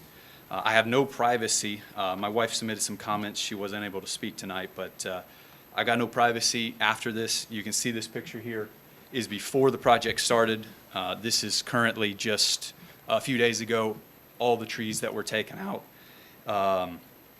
The pictures that I've got and can be put into public record show that the 3 times since the estuary project started, my pond, which is approximately 200 feet away from my south property line, has been flooded because of water runoff from the estuary project. This never occurred before the project was started. And one of the times, and forgive me, this was after a rain before the project started, and this is what most of the time it looks like after a significant enough rain since the project has been started. One of those times in September of 2019, that's what my pond looked like. And after a rain event in October of 2019, that's what my pond looked like because of the water runoff being so bad it contaminated my pond. As a matter of note, I was told that this would be cleaned up, but after repeated attempts to make this happen, absolutely nothing was done to clean it. I spoke with County Engineer Mr. Bill White, who's sitting behind me in the audience right now, on Friday, October 2nd. He informed me that water runoff rates are based on calculations for before and after any project is done. And after making sure I understood, he confirmed that there's no real-world measurements before or after, just calculations. And I'm here to tell you the calculations are wrong. No project should be allowed, no new project should be allowed to be put anywhere in the county using these calculations. I've had water evidence that I ended up not submitting tonight, but on video of the water running into my property just last week on September 29th. There's also 2 pictures here, one from Google Maps, and my home's here. This is the project area that, how it looked before everything was started. And then, maybe a little hard to see, but this is where all the lots of estuary are currently. All the trees that were there to allow the water not to flood me have been completely ripped away and are no longer there. The ones that are not covered by the home lots are where the retention pond and created compensating storage area are now. So every single tree that was keeping the water moving in a very controlled manner were torn down. And I'm now left with a serious flooding issue. Beyond that, cypress trees were planted bordering the storage area, and anyone with knowledge of trees understands Cypress trees thrive in very wet locations. Mr. Beverly, please Yes, start ma'am. to wrap up your comments. Okay, I'll be done here just a second. There were 0 cypress trees on the properties that now make up the estuary. So I say all that to say this. This zoning change should not be allowed because Bartram's Landing will be built in the same exact manner as this one. It'll cause the same issues, not to mention other concerns that my neighbors will bring up tonight. Thank you for your time. Thank you very much. Okay, the next person that I have is Sridhar Cantamneni. How do I say that? Okay, sorry about that.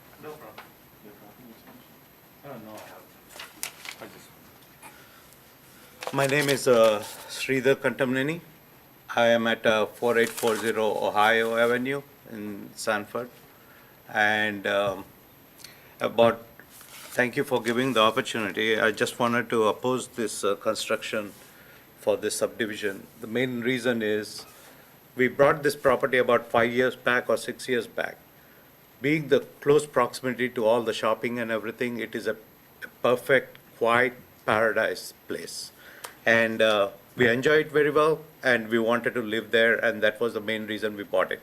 All the people who wanted to be in this subdivision are also expecting the same kind of thing. But every time I see there's a new subdivision coming up on Orange Boulevard, and that is only causing a lot of traffic and a lot of issues for this whole subdivision. And not to mention that I am the most impacted for this change because I am the adjacent to this property at the north end. And I think the proposal is to have about 9 units out there, and I will have absolutely no privacy from this building. And second thing is a PVC fence. I mean, what is that? I mean, there is absolutely they do not have any consideration for the neighbors or anything. They are looking out for themselves and the subdivision and making this. So, and not to mention being the access road which is coming from that North Oregon Avenue, that is going to cause a major problem. First of all, we have a weird intersection for North Oregon with a zigzag kind of a thing, and it is so hard to turn left out there. And we recently have even had a fatality out there because of the traffic and the way it is. So you have to make a quick left turn, and that is only going to cause more issues. So I just want to thank you for the opportunity, but I really don't think that we should be allowing this kind of subdivisions, at least on the Orange Boulevard Avenue. Thank you. Thank you. Iolo Esposito. I'm sorry? Okay. Is her name Wapa? Yeah, I'll be last. Okay. Tom Holler.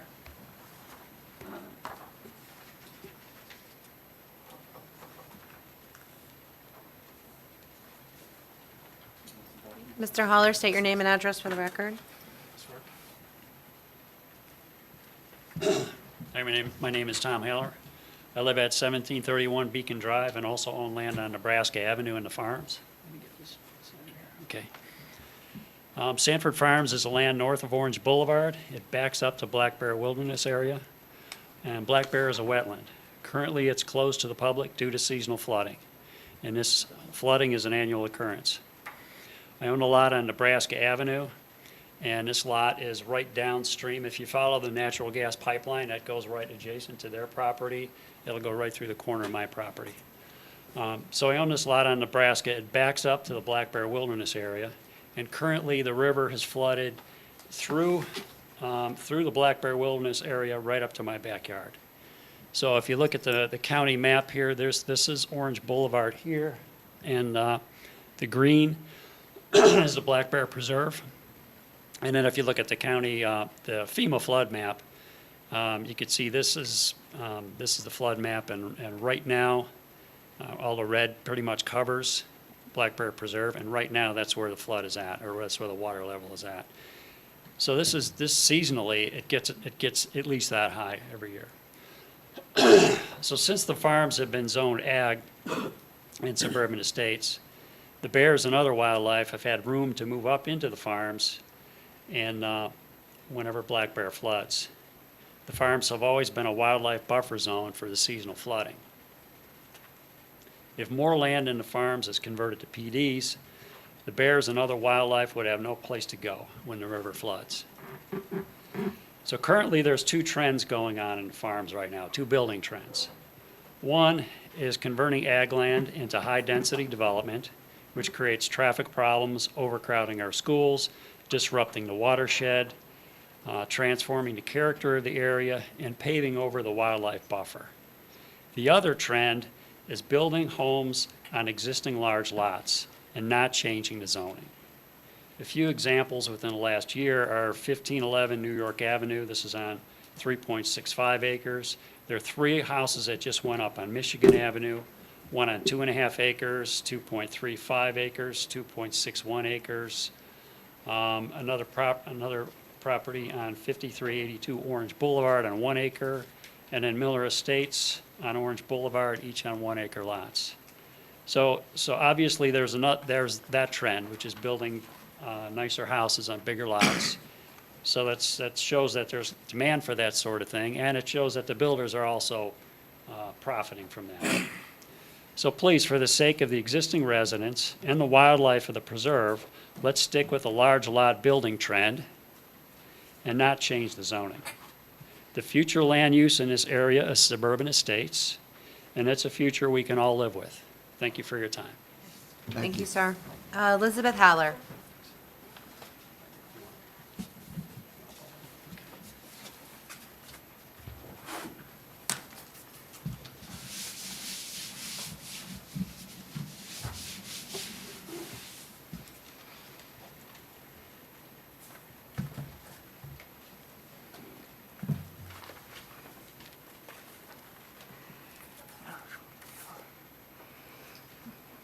My name is Elizabeth Haller. I live at 1731 Beacon Drive, Sanford, Florida. This proposed development is part of the St. John's River Shed area. Number one, the St. John's River is very slow to drain when it floods.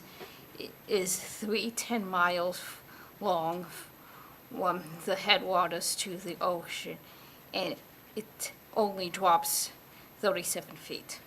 Number two, the existing floodplain, including Astor Farms and Safford Farms, are part of that floodplain. Currently, no more filling in the floodplain and putting peoples in harm's way, please. Number three, the loss of vegetation and hardscaping increases runoff and flooding. Number four, all the oil, fertilizer, and pesticides wash directly into an already polluted river. Number five, the slow-moving flat river that floods easily and drains slowly. The more we pave over the watershed, the worse it gets. These are additional reasons as to why this rezone proposed development should be denied. Thank you for your time. Thank you. Scott Richards.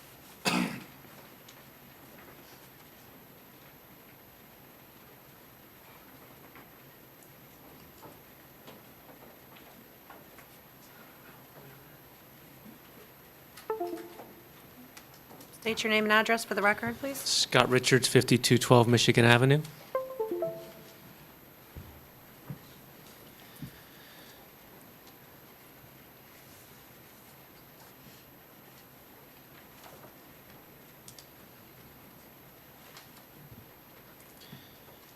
Well, he's getting that set up. Good evening again. I think many of you have seen us before. You might recognize the shirts by now. We were all here earlier this year with a very similar issue, and I want to highlight and effectively give you a 2020 edition of the updates of how Sanford Farms is doing from a stormwater perspective. I think one point to note, really a lot of the folks on the developer side have noted the term at St. John's, and I think if you're clear, we are at St. John's. We are the floodplain to the river. We are the protection. So again, next slide. So just to highlight 2020, we were here earlier in the year, showed you a lot of pictures of the issues we're challenged in the area. And really, with everything that's happened in 2020, we've had no hurricanes, no storms directly impact us. Of course, as always, we've had plenty of summer rains.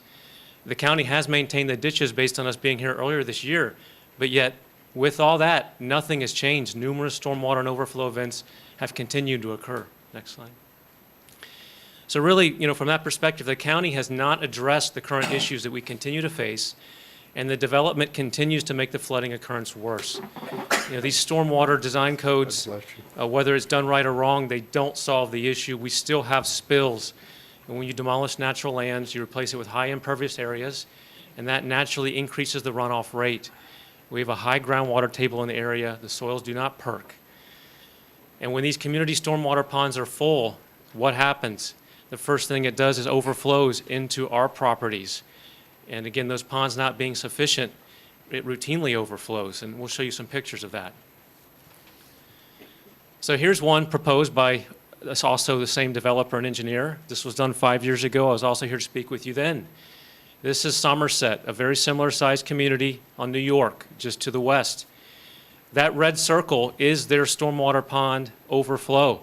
Notice it's already submerged in water. The ditch is already full from a summer rain, and the water is also flowing out of that pond. And we are way upstream of Michigan Avenue, who's still going to pick up more water in these ditches as it goes north. Next slide. And as you look at the development proposed here today, it's almost even worse than some of the other areas. There are no stormwater ditches or conveyance in this area. Yes, we'll have a pond, but what happens when that pond is full, like every pond is out there right now? Take a drive and take a look. So it ends up going through personal properties. Next slide. Here is your Class A roadway that was noted earlier. It floods routinely, quickly, and we have numerous accidents with it every time. I know there's improvements coming, but there is no true stormwater conveyance system to take it effectively back to the south because it's downhill to the north. Next slide. Here's from the PD that was proposed. You see right on the map in the red circle there is what I call a imaginary ditch. If you compare that to an aerial, that imaginary ditch runs through several properties. There's no ditch there. It's the same thing with lands down to the west. That pond, when it overflows, sheet flows through numerous properties. So reality Mr. Richard, is... please start wrapping your comments up. Okay, next slide. So here's some pictures of 2020 just to show you the problems continue on Michigan. Next slide. Next slide. Next slide. And to the point here, this is north of proposed development. This flooding is already occurring from other communities such as the Retreat and Lansdowne. It's only going to get worse. Next slide. Next slide. So again, in conclusion, the future land use is 1 acre for a reason. As Mr. Smith pointed out, there's a lot of development that continues and further compounds the issues we face. There's a stormwater study being conducted by the county. You have effectively acknowledged there's an issue in the area. Get the study done first before we keep adding more homes in the area. There's a problem. We need to fix the stormwater system first prior to increasing the density in the area. Thank you. Thank you. Okay, Cindy Haller.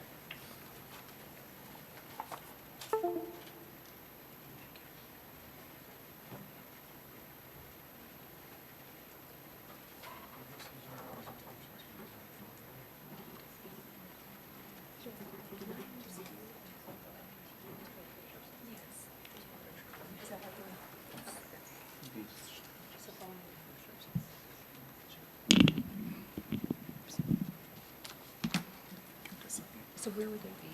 Where do they? You'll see it on I'll see it. Okay. All right, okay, Ms. Haller, state your name and address for the record. okay. Sorry about that. Okay. Cindy Haller, 1731 Beacon Drive, also a property owner on Nebraska Avenue near this proposed development. I'm here to speak in opposition to it. And I would like to request 6 minutes, being the leader of our neighborhood watch group in St. Johns River Estates, in compliance with the Seminole County Sheriff's Department, please. Okay. Thank you. First of all, I thank you for providing this public forum for the public to raise their concerns. I certainly understand why Jason and Samantha Lawler would want to sell their land, which sits vacant, and make a profit. I have a harder time understanding Ms. Boone and Mr. Barrett, but do understand business transactions. And why wouldn't a developer like MI Homes want to develop it as dense as they could for maximum profits? P&Z Board, even though this land does have Orange Boulevard frontage, it still needs to be denied because it is incompatible with the surrounding agricultural, countryside neighborhood in which it sits, which is Sanford Farms. Future land use is suburban estates. One, excuse me, one home per net buildable acre, and that's what should be built here, no more. No, I have it. Sorry about that. Please let me address recent trends. Paola Country Estates denied by P&Z twice and the BCC in February of 2020. The applicant and county staff provide this map. Let's see if I can figure this out. Is it, there we go. Yes, okay. So we can see here at the map, Orange Boulevard, and then of course North Oregon. Here's the really dangerous intersection. It looks like there's many dense developments have been given approval and been built, as Mr. Madden pointed out. By the way, Tesoro, which is right here, it's under construction right now, it was initially approved in 2004, and it was easily reapproved in 2018. Due to financial issues, it took a long time to start construction. One might wonder, how has all this occurred? Developers requesting an agreeable county commission. Citizens talk, but they are afraid to say why publicly. Backroom deals, handshakes, architect friends, campaign contributions. Dense developments should have never been allowed in the sensitive St. John's Rivershed area, especially north of Orange Boulevard. They were mistakes. Flooding has been a major issue in many Seminole County neighborhoods. This map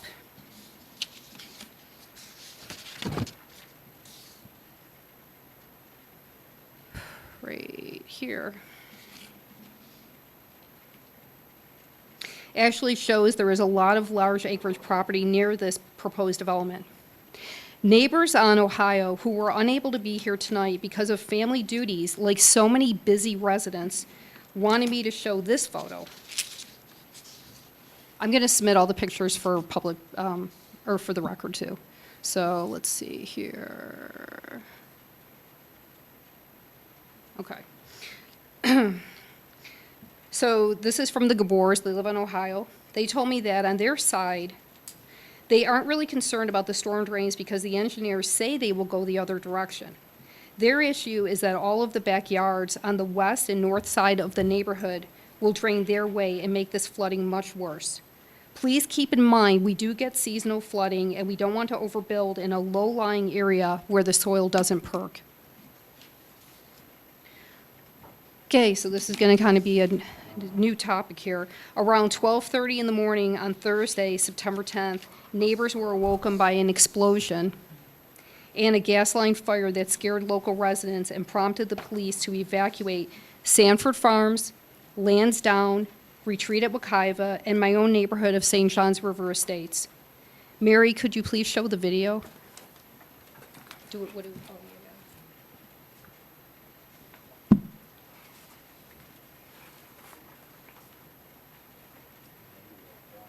Huh?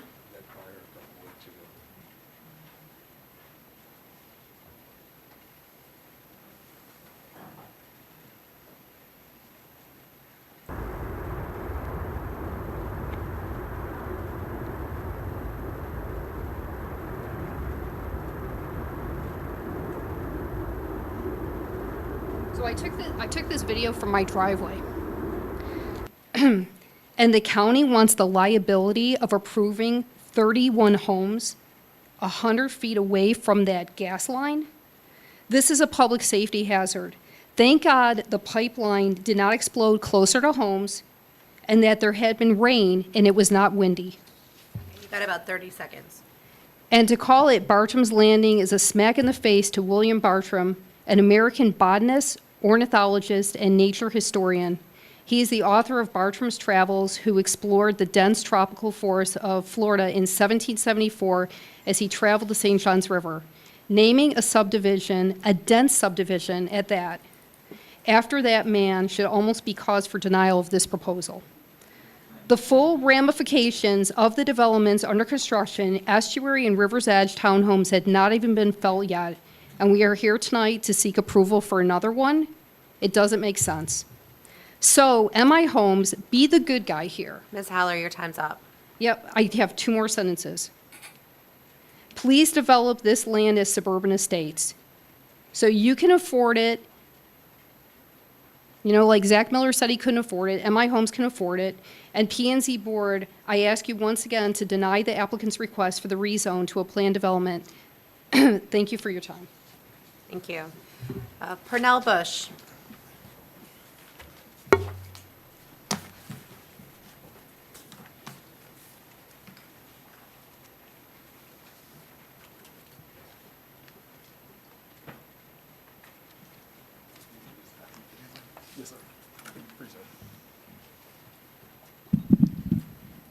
Good evening, Board.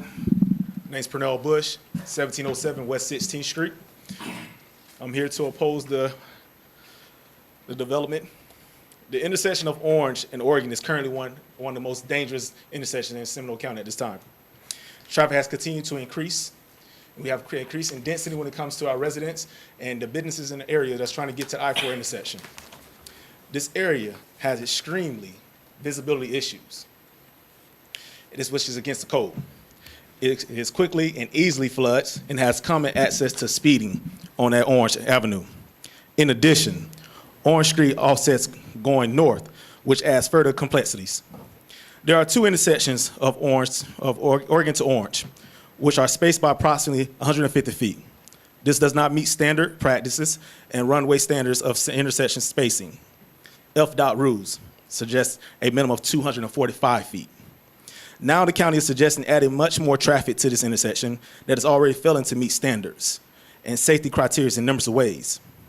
Yes, we are aware of the Orange Boulevard improvements. We've been waiting for that for more than 5 years. The county to move on to this project. The fact of the matter is that these are not completed yet, and there are still numerous issues. Also, please note that the Orange Boulevard improvements do not fit the intersection spacing issue, which I have noted. The county has a responsibility to provide safe access, which follows prudent guidance. Adding 30-plus homes right at the intersection only further increase the danger and risk to our citizens. Before the county allows further development, fix the roads and the issues associated with them for the entire area. I can tell you right now, we have several students in our Seminole County schools who are mourning the loss of one of their teammates and student athletes. I just had to go and provide counseling for those who are still grieving because he lost his life at this intersection here. We have to do our part as citizens, do our part as county leaders to ensure that we're protecting our citizens to the best of our ability. So I just please ask you all to really consider this development and what it can also mean to increase danger to our fellow citizens. And in the memory of Zyerick Wynn, hope we all can definitely get together and think about what are we talking about in this area of Orange and Oregon. Thank you. Thank you. Adam Jackson. So sorry. Oh, that was for the wrong item, sorry. So this is an area when Zyerick was killed at that corner. Just showing when first responders was there and the flood that was taking place in the area during that time. Thank you, Mr. Bush. Okay, Peter Buis. Bowie?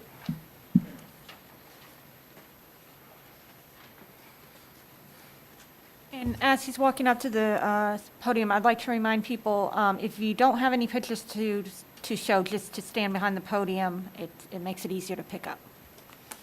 Thank you, Madam Chairman, Commissioners, for the opportunity to come speak with you today. My name's Peter Buis. I live at 5376 Ohio Avenue. I find myself making the same argument that I made last February, and I am, in the interest of brevity, I really don't have anything to add. What everybody has said, they've done it very well, absolutely very well. Commissioner Smith, you hit it right on the head.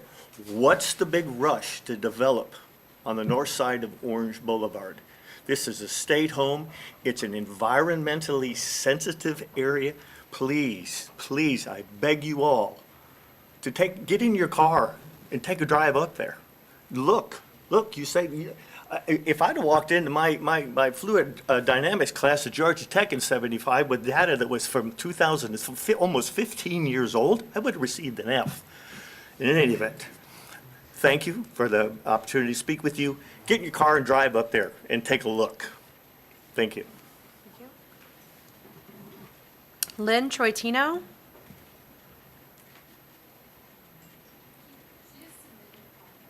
Okay. Might be the same. Wafa Esposito.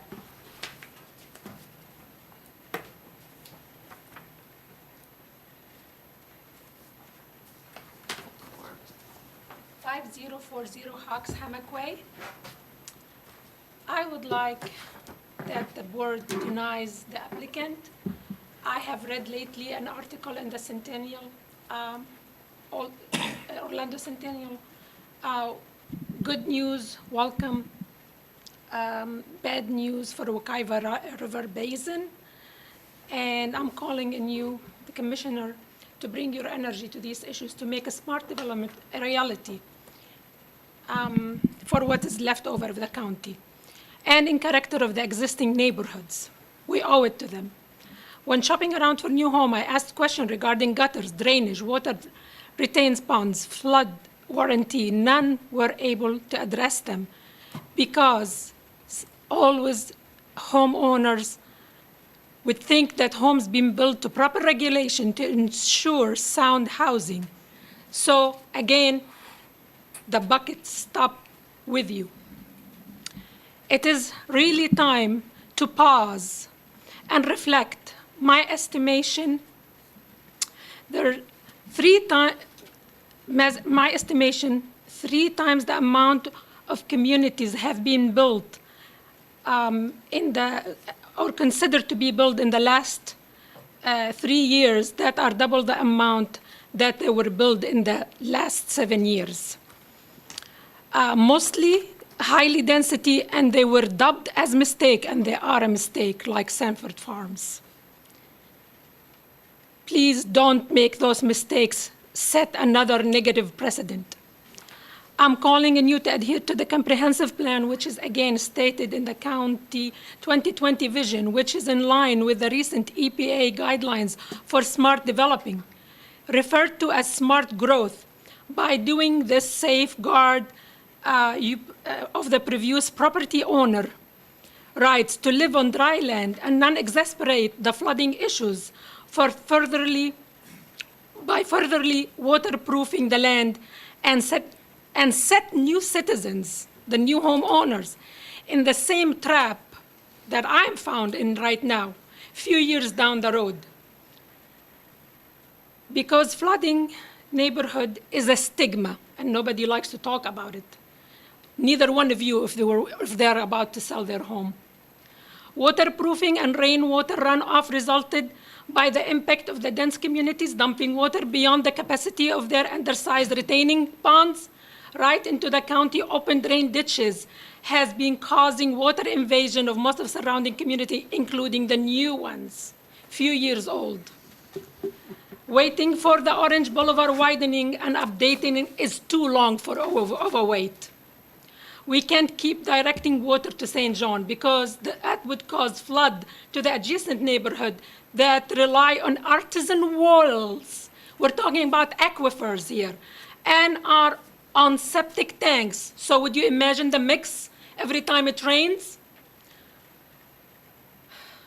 Posing a great hazard. The occurring floods calls for revision of calculations. Reality is different than data.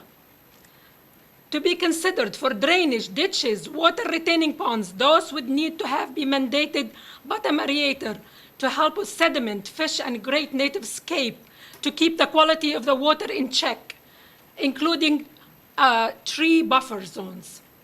Nitrogen level, according to the Sentinel article, is 4 times the state mandated allowance. Permitting waterproofing jobs need to be done so you can keep a track of where flooding is happening. with aid of the county natural resources offices or the officer or the Green Committee, a revision of the arbor policy, landscape and lawn guidelines in the view development would reduce the use of 40 or so chemical typically needed to maintain the curb appeal. Mandate gutters in new homes, which tend to be minimal. I've just seen the MI homes, they have very little gutters, which means neighbors will be fighting against each other, whose water is invading whom in a 6-foot ditch between homes. Okay, Ms. Esposito, please Thank start you. to wrap up the comments. Thank you. So please make consideration to the quality of life in this neighborhood. It's really a health hazard. Think about the septic tanks and the water invading neighbors. Thank you. Thank Oh, you I very have the pictures of the neighbors, so, okay.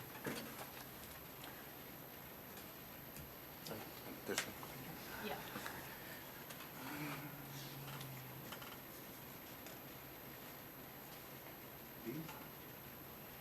Yes.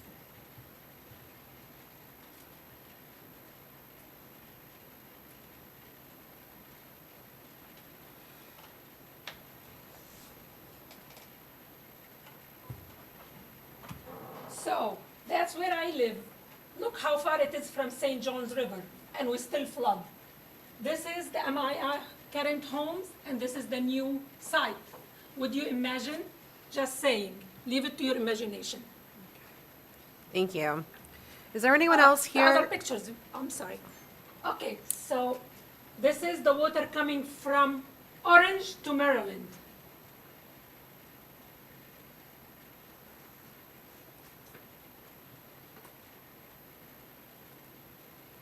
Okay, we'll keep those with us. No, you see that? I don't think I've seen any of those. Okay? This is the worst. And it comes from the ditch to the left. And I really would like you to visit all the neighborhoods to assess the situation one by one, the new one too, and you will see the damages. Thank you, Mrs. Esposito. Noticeable. Is there anyone else here in the audience tonight who'd like to speak in favor or in opposition? Okay, Hi, my name is Jamie. okay. Come on up, state your name and address for the record, and then you'll get with staff to fill out the card. Hi, my name is Jamie Palutis. I also live in Astor Farms, 5116 Hawks Hammock Way, just like the woman that was just up here. She showed you Maryland Avenue. That's after a light rain. That's not even a tropical storm or heavy rain. I lived there since 2004. The properties flood terrible. Okay? The one gentleman Speak to us, please. answered my question the other day, or the one gentleman answered my question about an accident that happened last week. I just found out it was fatal. Okay? I have a 15-year-old son, a 20-year-old daughter. They drive on that road every day. I'm worried about their safety. I've just had two 17-year-olds and a 15-year-old get in an accident 2 days ago on Orange Avenue because of storm water, right in front of Astor Farm subdivision. Why can't we just postpone this until you solve the flooding issue that's there? All right, MI Homes, they're good business people. They should be able to accept a postponement and wait until we have some drainage issues taken care of. All right, it floods. Maryland Avenue, where does that drain? Does that drain to Orange Avenue? Does it drain to Astor Farms? Hawks Hammock Way floods right in front of my house since 2004. Nothing's fixed. Why increase impervious surfaces and increase stormwater collection when we have an issue that's not solved? The gentleman from MI Homes just said over 50% of their development is going to be impervious surfaces. Where's that water going to go? They talk about an enclosed stormwater system. It's not going to stay there. It floods out. Stop the construction till the current problems are fixed, then continue construction. you. Thank you. Ma'am?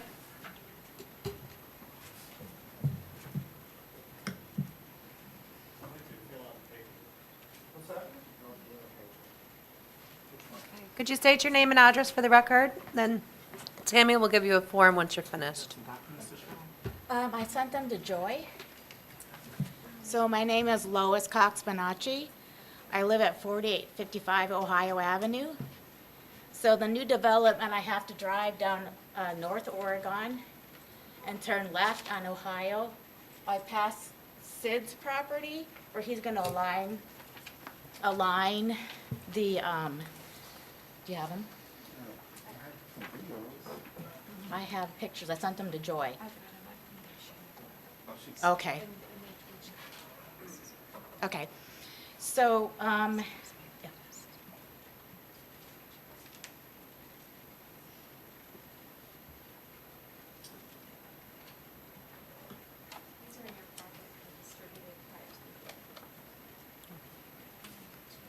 Yes.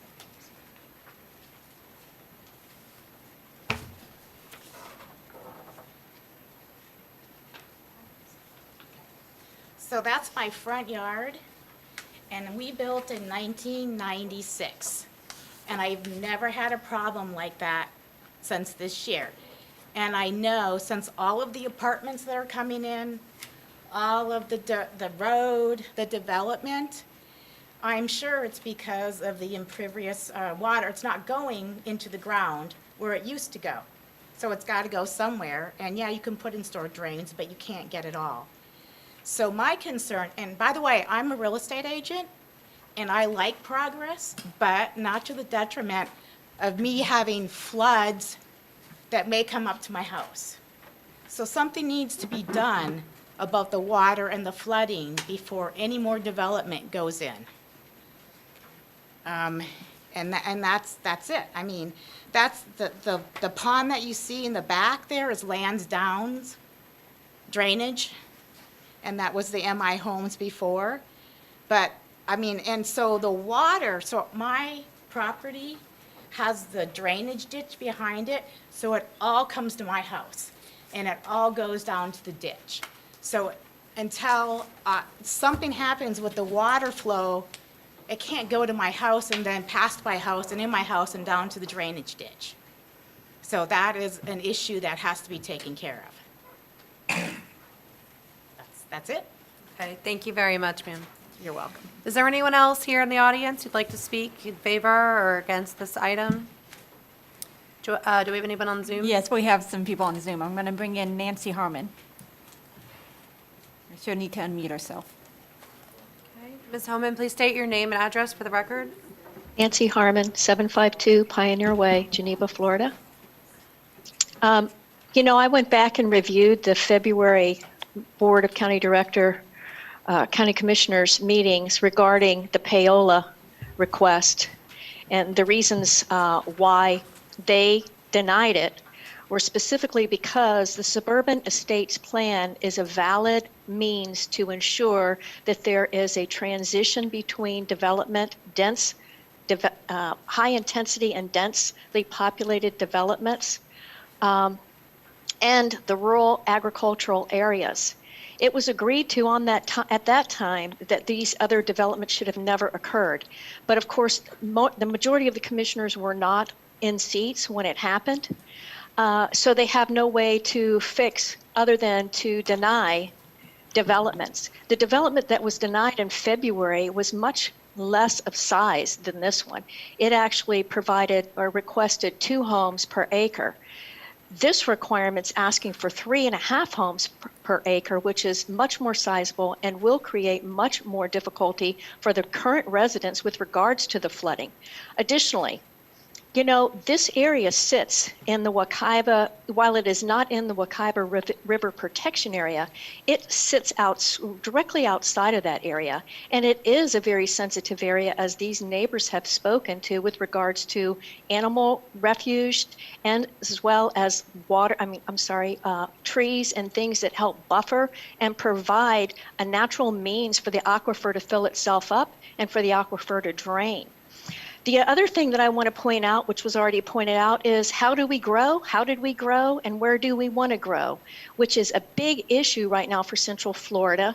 and the state of Florida. And if you go back and you look at that document for where we're going to be and what they're looking for in 2050, it isn't massive development like this. They're actually saying slow it down, keep your countryside residences as a buffer to your high density so that you create an environment where people can have acreage or they can live in condominiums and townhomes. But to give an opportunity, an option for people to have the quality of life that Seminole County, and this is Seminole County people saying, has been set forth by setting up the land to be suburban estates. The other issue, I think it needs to be maintained as suburban estates, but I also request, and I know you all can't really do too much about this, but Seminole County needs to take action and buy whatever they need to buy land-wise, and they need to put in the ponds, and they need to put in the storage systems that will hold this rain back or the waters back that they created based on allowing these these just huge developments to Ms. occur. Harmon, please start It's their wrapping up. responsibility. It's their responsibility, and they should be taking some action to provide storm water management containment that these developments that they approved did not provide. Thank you very much for your time. Thank you. Mary, anyone else? I'm going to bring in William Wills, and he did provide a video as well. Mr. Wills, please state your name and address for the record. Hi there, my name is William Wills. I live at 495 Still Forest Terrace in Sanford. I'm representing the Tall Trees HOA, so I request 6 minutes, please. Okay. I did submit a couple of photos and a video. The video is very short. You can show the photos if you want. I think if you're hearing a theme here, right, in the discussions, there's a flooding problem. There's a water problem in Seminole County. The problem is in Seminole County, especially in this area. The photos, I guess if you want to show them, you can. If they take away from my 6 minutes, then maybe not. But basically, it's a photo near Lake Markham. It's on the trail, the bike trail out there. It is completely flooded. It's not like a flood that you can ride your bike through without having water splash all over your back. You have to stop and kind of walk your bike through it. Well, that's not it, but it, anyway, if it comes up, we can point it out. There were two photos that I sent in the video. But in general, there's a flooding issue that needs to be addressed before any of this is addressed. And I think, again, focusing in the aggregate, there's a problem in the area of this development. There's a problem across Seminole County. There's a study being done. One of the questions is if there was already an estimate done, there's already a study done, you've got ponds that have overflow pipes on them, which to me means that the ponds didn't have the appropriate capacity or they were planned not to have the capacity needed. And so you're already putting in, you're duct taping this and trying to get this to work properly for the amount of water that's coming in. And it's clearly a problem. And this will just make it worse with, again, impenetrable services. The water has no place to go but in the streets. I had read as an aside that Orange Boulevard would actually be 4 lanes. So I heard 3 on the call, but I just need to verify. It was news to me. And again, talking about traffic, that's a Class A road, as it was indicated.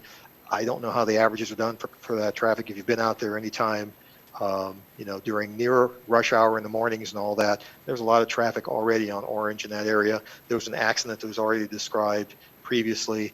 This is just adding more traffic, more people dumping onto the road. Even with a center turn lane, now you have cars pausing in the middle of the road to make the appropriate left and right. It's better than a 2-lane road, but again, with the number of people coming out of that neighborhood, is putting more people on Orange Boulevard. And I think a lot of the things have already been covered in general. I think one thing concerns me about the discussions about these kind of developments, you hear precedent a lot. Well, they built this one, so we might as well just build this one too. And it's basically, it's a house of cards. I did this, so I'm going to do the next thing. I'm going to do the next thing. And it was actually by the engineer, it was said, we already have this area, these houses and this density in this area, and all we're doing is adding to this precedent, forgetting that the first precedent really broke the rules in terms of what the zoning should be. And we're just building upon that same precedent, I guess I should say, and that's really not appropriate. And finally, I think part of the challenge is that we are individuals coming to these meetings, trying to get people to listen to us, to understand the problems that this kind of development is causing, and we don't have the wherewithal, sometimes financial, and the commissioners and the P&Z have an obligation and a duty to the residents to protect us from this sort of flooding and problems. And basically, it's not meant to be as a threat. It's just a fact. We have to get together and find some legal representation to help fight some of this because it's causing situations that are potentially dangerous. The standing water out on the side of the road, in the drainage ponds, in the backyards, lead to disease and troubles. And it's opening up to a really ugly situation. And we prefer to have people just use common sense and say, it doesn't make sense. Let's keep the density lower. Let's make the properties more green, which allows the water to be absorbed appropriately. Let's do the appropriate stormwater research prior to approving any more high-density developments. And let's make sure we develop out the last part of Seminole County smartly versus just approving and approving and approving. And that is all I have. So I am opposed. If you couldn't tell, I'm opposed to the development. Thank you. Thank you, sir. Mary, anyone else? I'm going to bring in Barbara now. Okay. Ma'am, please state your name and address for the record. Barbara Simons, 854 Cardinal Point Cove, Sanford, Florida. Also owner of 1073 Amanda K, Forest Cove, almost directly in front of this development, and representing my daughter at 4651 Redmond Drive in Oregon Trace. And since I mentioned Oregon Trace, I'm going to start with Oregon first.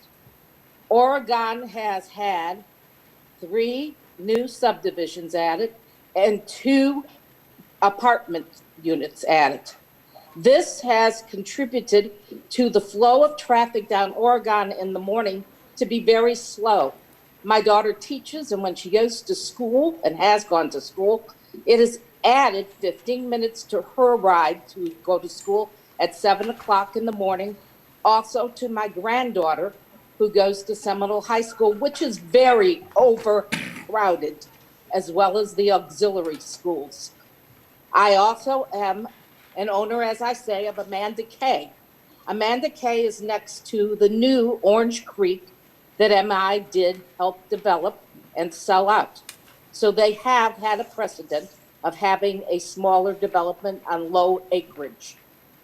There, I drove through today just to take a look, as I am a broker in the county as well. And I said, oh my goodness, you can reach out and touch each other in the subdivision. It's horrible. Someone had to put a fence up because their 2 sliding glass doors face the other person's sliding glass doors. Privacy is lost. And the water. I live in my home in Forest Cove. The backyard is adjacent to the other vacant property that someone's going to try to want to buy up and build on that holds water that comes directly into my backyard on Amanda K. Also, all of Forest Cove is mushy between the homes already. We have 7.5 feet, and when we have to walk between the homes at various times because of the saturation level that's happening from all of this development, we sink. This is not good. This flooding, as the other gentleman in Tall Trees has spoken about, has now come down to my area. And the roads around us are now starting to flood. In front of the soccer fields, Carisbrook, right in front of Carisbrook. All this water is flowing, flowing, flowing. We have to start paying attention to the size of the homes, to the size of the property they're being put on, to when are we going to run out of water to drink because we have too many people on the line for water? Are we going to become South Florida? Fort Lauderdale floods every time because they didn't stop their development. Hollywood floods every time. Do we want to flood all the time, or do we want to have some sensible development? Ma'am, please wrap up. I'm against it. Okay, I'm bringing in Blaze and Stacy. They've each asked for 3 minutes to speak. Okay. And I believe there's a video for this one as well. Hi, this is Blaze. I'm up first. My name is Blaze McMonagle. My address is 5121 Michigan Avenue, Sanford, Florida. I'm going to use my 3 minutes of allotted time to go ahead and have you watch a video that I filmed as the flooding was taking place. Like everyone's been saying, all the sheet water runoff from all the new developments around us.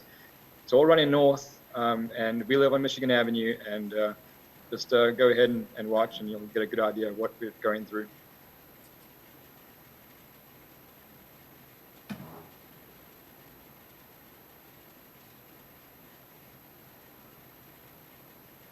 So I just will point out, this is not showing on the Zoom video, but the video is playing here in the chambers.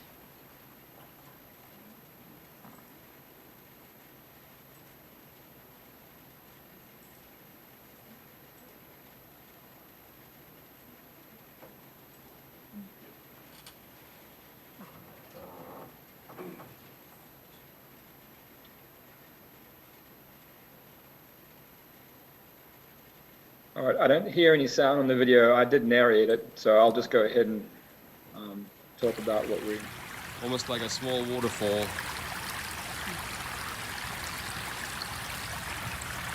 And you can actually hear it. That's how much runoff is happening actively right now.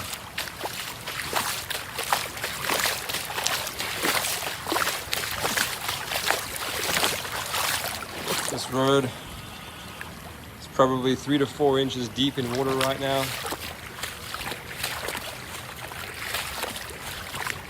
You can't tell the creek from the road.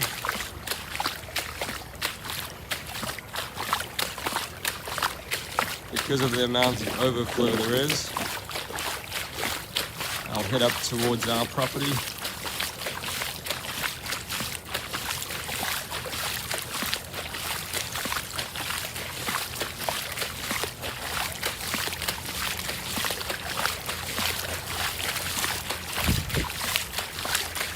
This is 5131 Michigan, and you can see that the water is so high, it's halfway up their driveway post.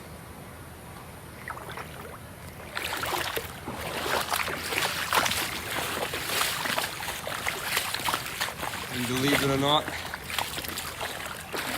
that is their driveway. That's the driveway. You see the garbage can sitting on the edge of the driveway.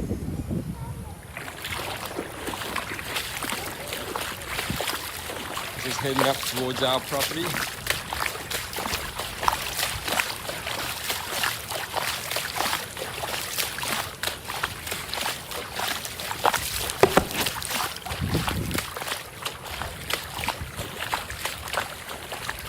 The entire creek is overflowed here. And about a quarter of our front horse pasture is underwater.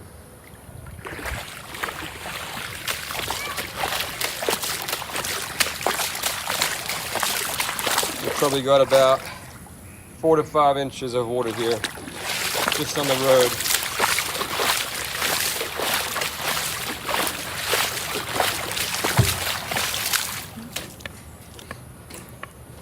This creek is about to burst its rim over here on the driveway. This creek has already overflowed.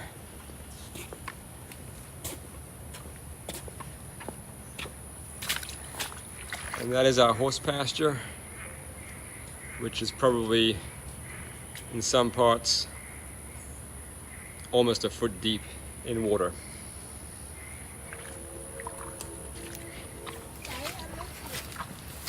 Just from a few hours of rain. This is not a hurricane. This is not some super rain event. Just heavy rain for a few hours.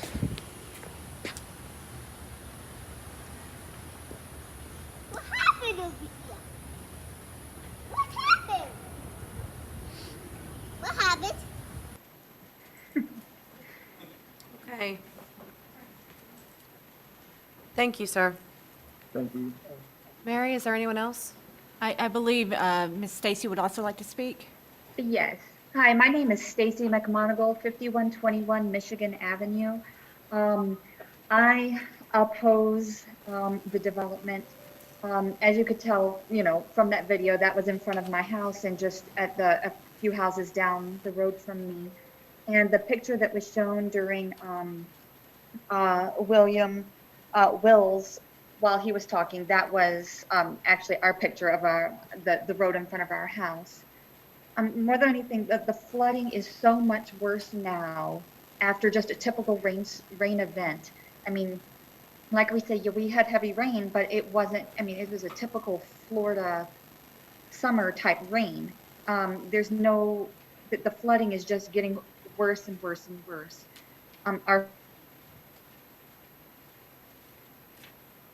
horse pastures are flooded during these times. At first, like a few years back when we had that bad hurricane, we were flooded, but it was a hurricane.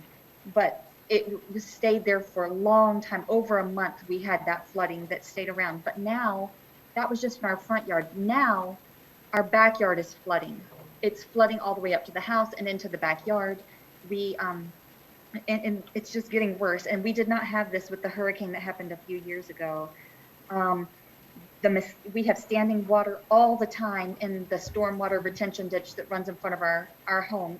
You saw it overflowed right now, and that leads to mosquitoes and all sorts of things that are horrible. The wildlife is suffering because they don't have anywhere to go. And that's why you're seeing a lot more, cases of, bears showing up in these other neighborhoods because, this is their land. They don't have any place to go. We moved here understanding that this was a wildlife area, that this is a rural area, and that's why we decided to move here. Like has been mentioned before, traffic congestion is a huge problem, traffic safety. I'm concerned with the schools being overcrowded, like it's been mentioned, but also the fire and the police. When we had that gas explosion last month, we called 911 3 times, and we had no answer.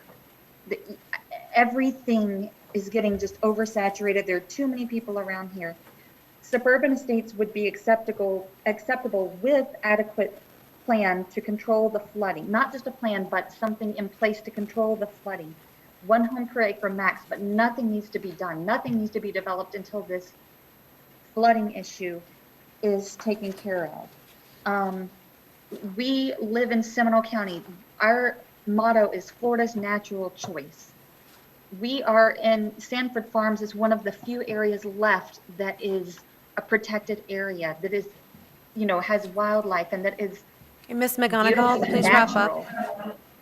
So I oppose, and I hope you guys listen to us. Thank you. Okay, I'm going to bring in a Deborah Flatterty. Ms. Flatterly, please state your name and address for the record. All right, my name is Paul Flaherty. I'm the husband of Deborah Flaherty. I'll be speaking on her behalf. We live at 1451 North Oregon Street. Our property is directly across the street from the proposed development. Currently, there are 2 homes that sit on that 8+ acres. The drainage now goes from North Oregon Street through our property to the drainage ditch in the back of our property. We are on vacation, I apologize. We would be there in person, okay? When we left a few days ago, there was 2 inches of standing water in our front yard. If you allow these 31 homes to go in here with all the concrete, all the asphalt, there'll be no drainage into the earth. There'll be no way their retention ponds can hold that amount of water without flooding us out. Please delay this until we can get some accurate drainage. Thank you. Thank you, sir. Mary, do we have anyone else? Yes, I'm bringing in Joseph Humphreys. Okay, Mr. Humphreys, please state your name and address for the record. Joseph Humphreys, 883 Cardinal Point Cove, Sanford, Florida. As somebody who comes from a family of government servants dating back to the Civil War, I'm opposing this project because it's another example of throwing good money after bad. It should be no surprise to anybody that that area floods. I have a document in my hand I would like to share with you if I could. I'm also just got back into town, but it's entitled the Wekiva Ranch, which was part of the Astor Grant, which is where the name Astor Farms is derived from. That property was acquired in 1915 by William Blackman, who happened to be the president of Rollins College at the time. And he talks about in a brochure that he put together that when he was selling the property, about the flooding and the fact that that whole area, one of the reasons that it was a part of the Sanford Celery Delta is because the land was so fertile, and because like most areas that overflood, like the Delta Nile, you know, the Mississippi Delta, that area has a history of flooding. So if you look at Astor Farms in particular, I was there for a meeting about 2 weeks ago. There's about 8 or 10 retention ponds in that property of about 290 to 300 homes. They had flooding where you literally almost couldn't drive your car down the street because there was so much water. That whole area has historically flooded, and as you've added more and more impervious surfaces, all we've done is just exacerbate the problem. I'm a former realtor too, and a former development company employee. I did partnerships for properties in South Florida. And to look at what's happened here makes zero sense whatsoever. As somebody brought up earlier about the bear preserve, you know, I'm looking at Vision 2020 from the county, and it's to provide policy guidance and direction toward ensuing a sustainable community for the residents of Seminole County. And that's to be accomplished by protecting neighborhoods and rural and conservation areas, all of which applies to this area. And to provide for facilities and services, and to focus on growth in centers and development corridors. We talk this constant talk about, well, the trend of development. Please wrap up, sir. I'm sorry? Please start Yeah. wrapping up. The point that the trends of development are established by whom? The development department, the planning and zoning, and the commission. It is the responsibility of government to protect the good and welfare of its existing residents. And by continuing to develop in this area, which goes against common sense, makes zero sense. So I oppose that. And as my friend Jeb Bush once said, if you live in paradise and you don't defend paradise, eventually you'll lose paradise. And that's exactly what we're doing. Thank you. Thank you, sir. Okay, I'm going to bring in Tabitha Gaber. Hey, Ms. Gaber, please state your name and address for the record. Yes, it's Tabitha Gabor, and we are 4851 Ohio Avenue. I wanted to thank Cynthia Haller. She did show our picture earlier. We weren't able to be there tonight. My husband's out of town. My kids had baseball. So if you hear anybody in the background, I'm apologizing ahead of time. But I can't really, I really don't even know that I can elaborate much more on what everyone in our community has said. So we use the access off of Orange as North Oregon. So we will be passing this community, so it does directly affect us every day. Lois Bonacci spoke earlier on her drainage ditch that runs. That drainage ditch also runs through our property and then under Nebraska Avenue. So if anyone is familiar with that area, Nebraska Avenue is a private road, therefore it is not county maintained. And when things happen, like the drainage pipe breaks, it is up to those residents to privately pay for that. So by adding more sites, adding more residents in that area, we're just putting more money on your already grateful taxpayers that are doing what they're supposed to do to try to upkeep those things. We aren't directly affected by the the Nebraska, their actual road, but their road is terrible this year from all the flooding. I'll keep it at that with that, because I mean, everybody's talked about flooding and drainage issues. So the pipeline explosion, this one hits home for me because we built, so we did the right thing. We bought our 2.5 acres. It was vacant. We built our home on it. We wanted to be away. We didn't want the congestion and all of that. And we have been there for almost a little over 2.5 years now. And I will tell you that in the 2.5 years we've been there, we did not get a pipeline safety letter in the mail until after it exploded. So I don't know who that falls on. I don't know who that falls on as a potential responsibility, but the fact that in the event that someone had noticed a gas leak, it states in the letter, you are to evacuate your home on foot because it is unsafe to start your ignition when there is a gas leak in the area. So I will say that I think that should be the county's first and foremost priority aside from flooding. I mean, the fact that that is going to be 100 feet in front of 31 homes is just a liability to the county, to the gas industry, to anybody in that realm.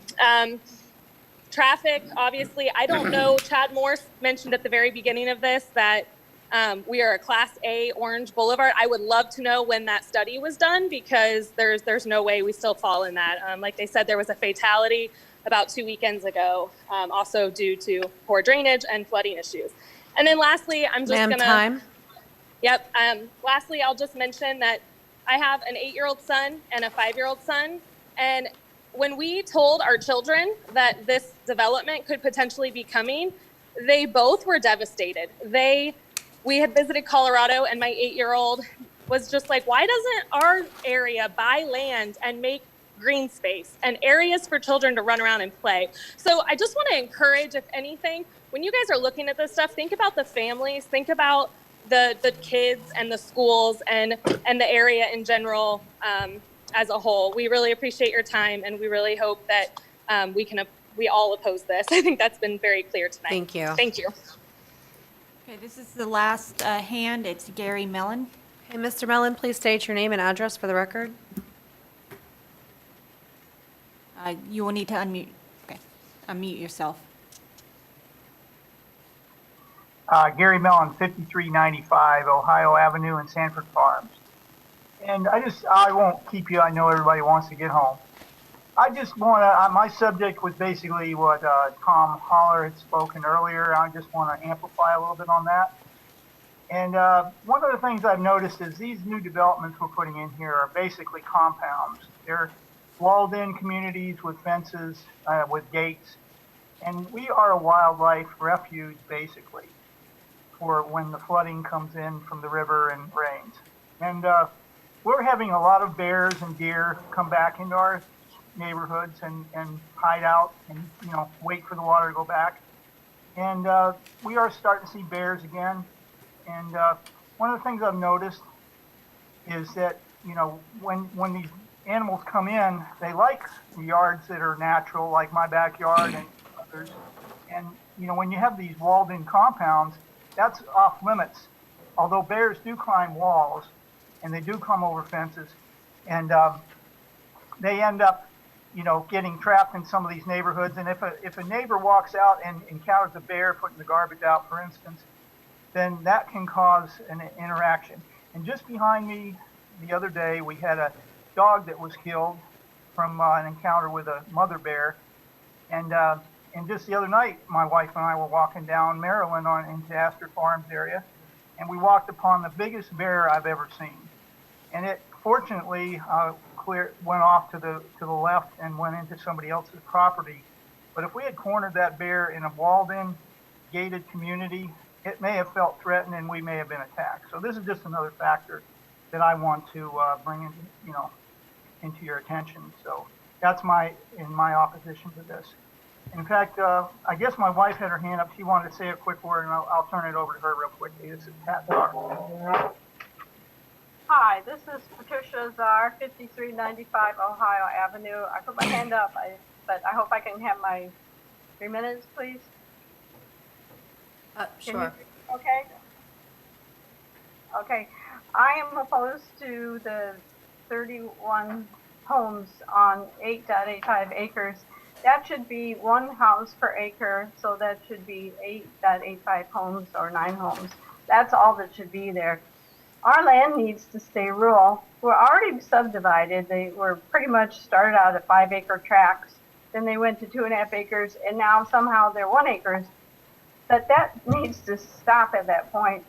Sanford Farms is a bigger area. It's rural. It has rural roads, open culverts, beautiful tree-covered streets, and it's home to black bear, deer, and many other wild animals.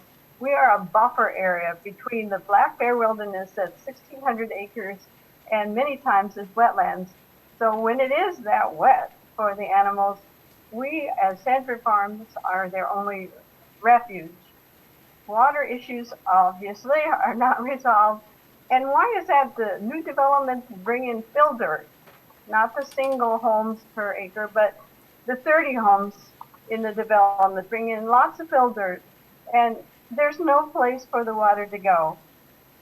Just think of it, 1 inch of rainfall on 1 acre provides 27,000 gallons of stormwater. So these 9 acres are going to cause 243,000 gallons.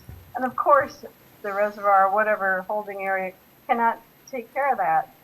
And one thing to let you know, we do have more water every time there's new development in our land here. And we see water in our backyard, and the deer are walking through it anyway. What can they do? And I was noticing I had some camphor trees, just to tell you about our land. And normally if you dig down, the taproot is so deep you can't pull it out. But I had a short, maybe 1.5 foot tree, and I thought, I want to move it. But I could pull it out. All of it came out. The taproot and all of the holding side roots. And that's how wet we are, besides seeing the pictures of the puddles. We moved here 20 years ago. We wanted the rural area life. And now our area is in danger for way of life, for the wildlife that we don't mind roaming through. There's flooding, and there's traffic dangers. You denied the Payola development requisition twice. Please continue to protect us. And in Sanford Farms, this is a sensitive area. Please help protect that and deny it again. Thank you. That will close public comment. We'll give the applicant a chance for rebuttal.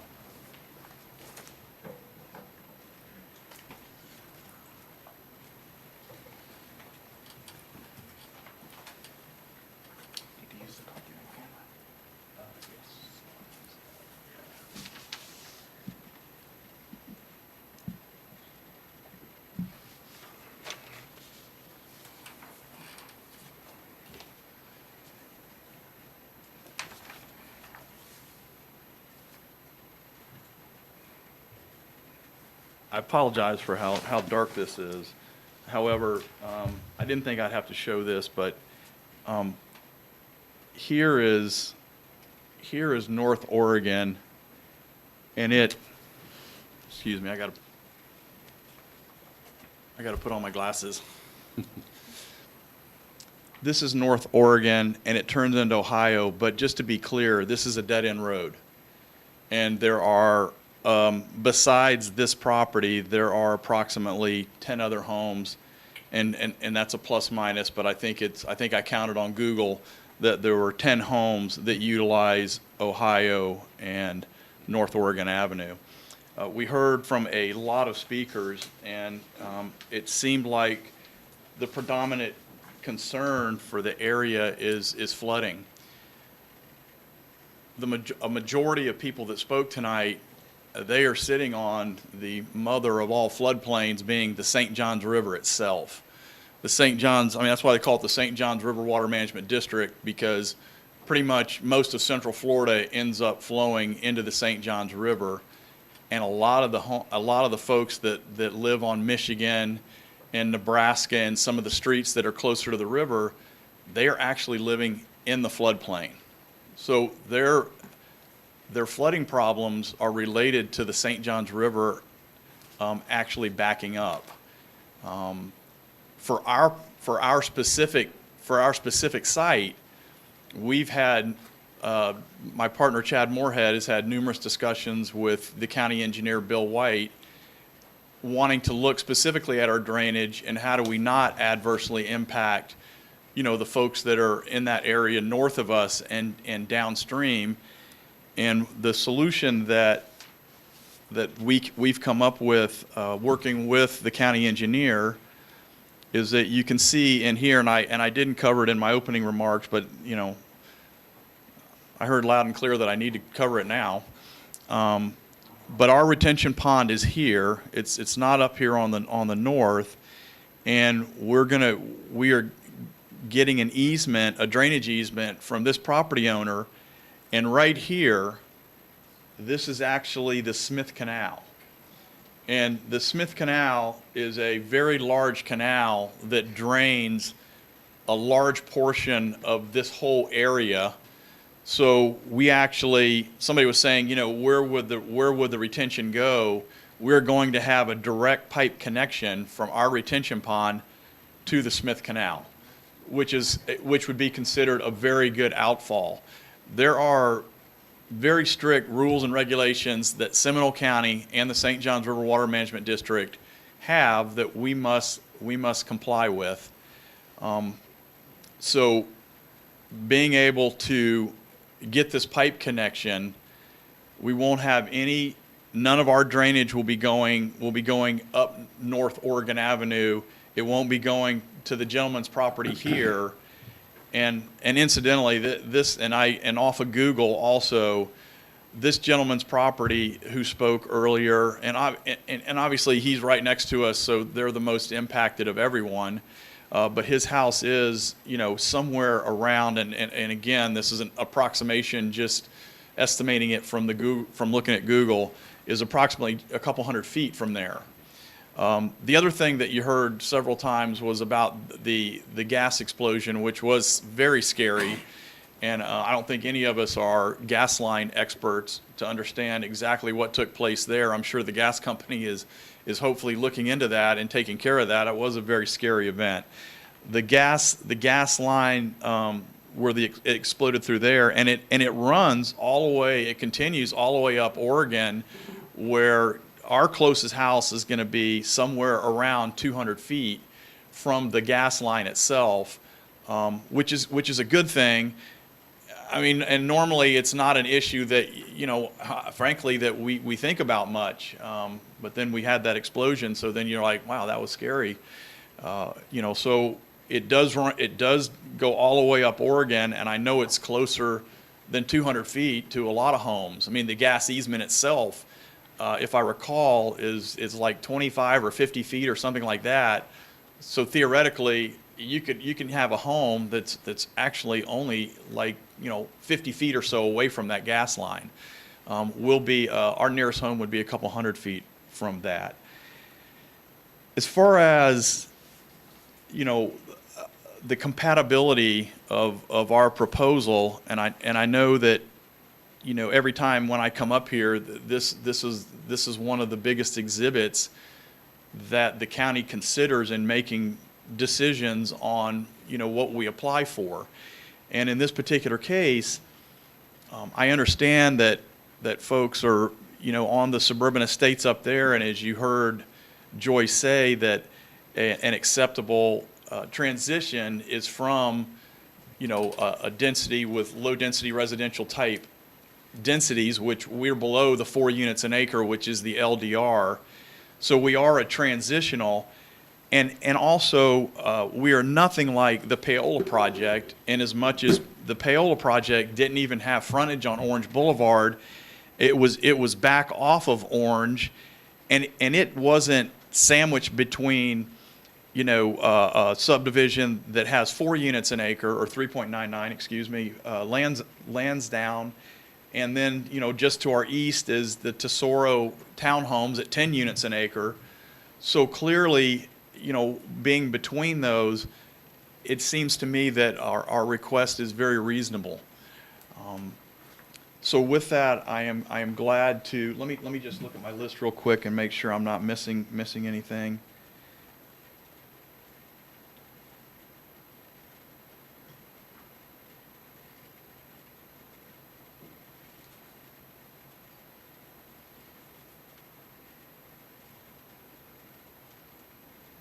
I'll be glad to answer any questions that you all may have.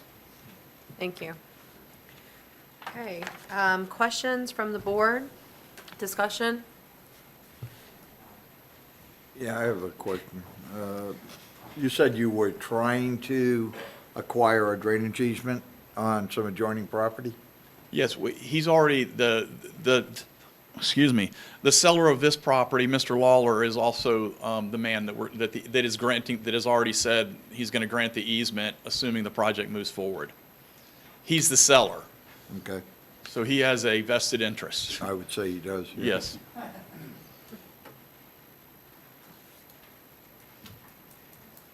Motion? I'm still thinking, it's similar to the Paolo to me. That we keep building over here, and the county, we haven't had any solution to drainage at all. And I've driven that road several times, and it is a dangerous road, especially if it floods. And when it rains, it floods every time. I'm gonna lean towards a no if they can't fix the drainage. Orange Avenue is it's a mess of a road if anybody's driven it. Yeah, I don't disagree, not because I find the project not compatible or a big request, but because of timing, because there are things that are going on here that will resolve. The road expansion, the stormwater study, these are things that, a year from now, year and a half from now or something, we may be able to see it with different eyes. But timing for me is a problem on this. It's not the project itself, timing. I feel like until Orange Ave is actually completed, whether it be 2024, 2025, I don't think anything else should go in here until that road project is done, till there is retention on that road project, until maybe that will help resolve some of these folks' water problem. And I really feel like nothing else should be built here until that happens, Can I comment on that, Commissioner Smith? Yeah. The county has a concurrency management system which designates roads and how they're operating and so forth. And I understand some of the concerns, and we already do have a left turn lane and so forth, but it's not, this road is operating well within your concurrency management system.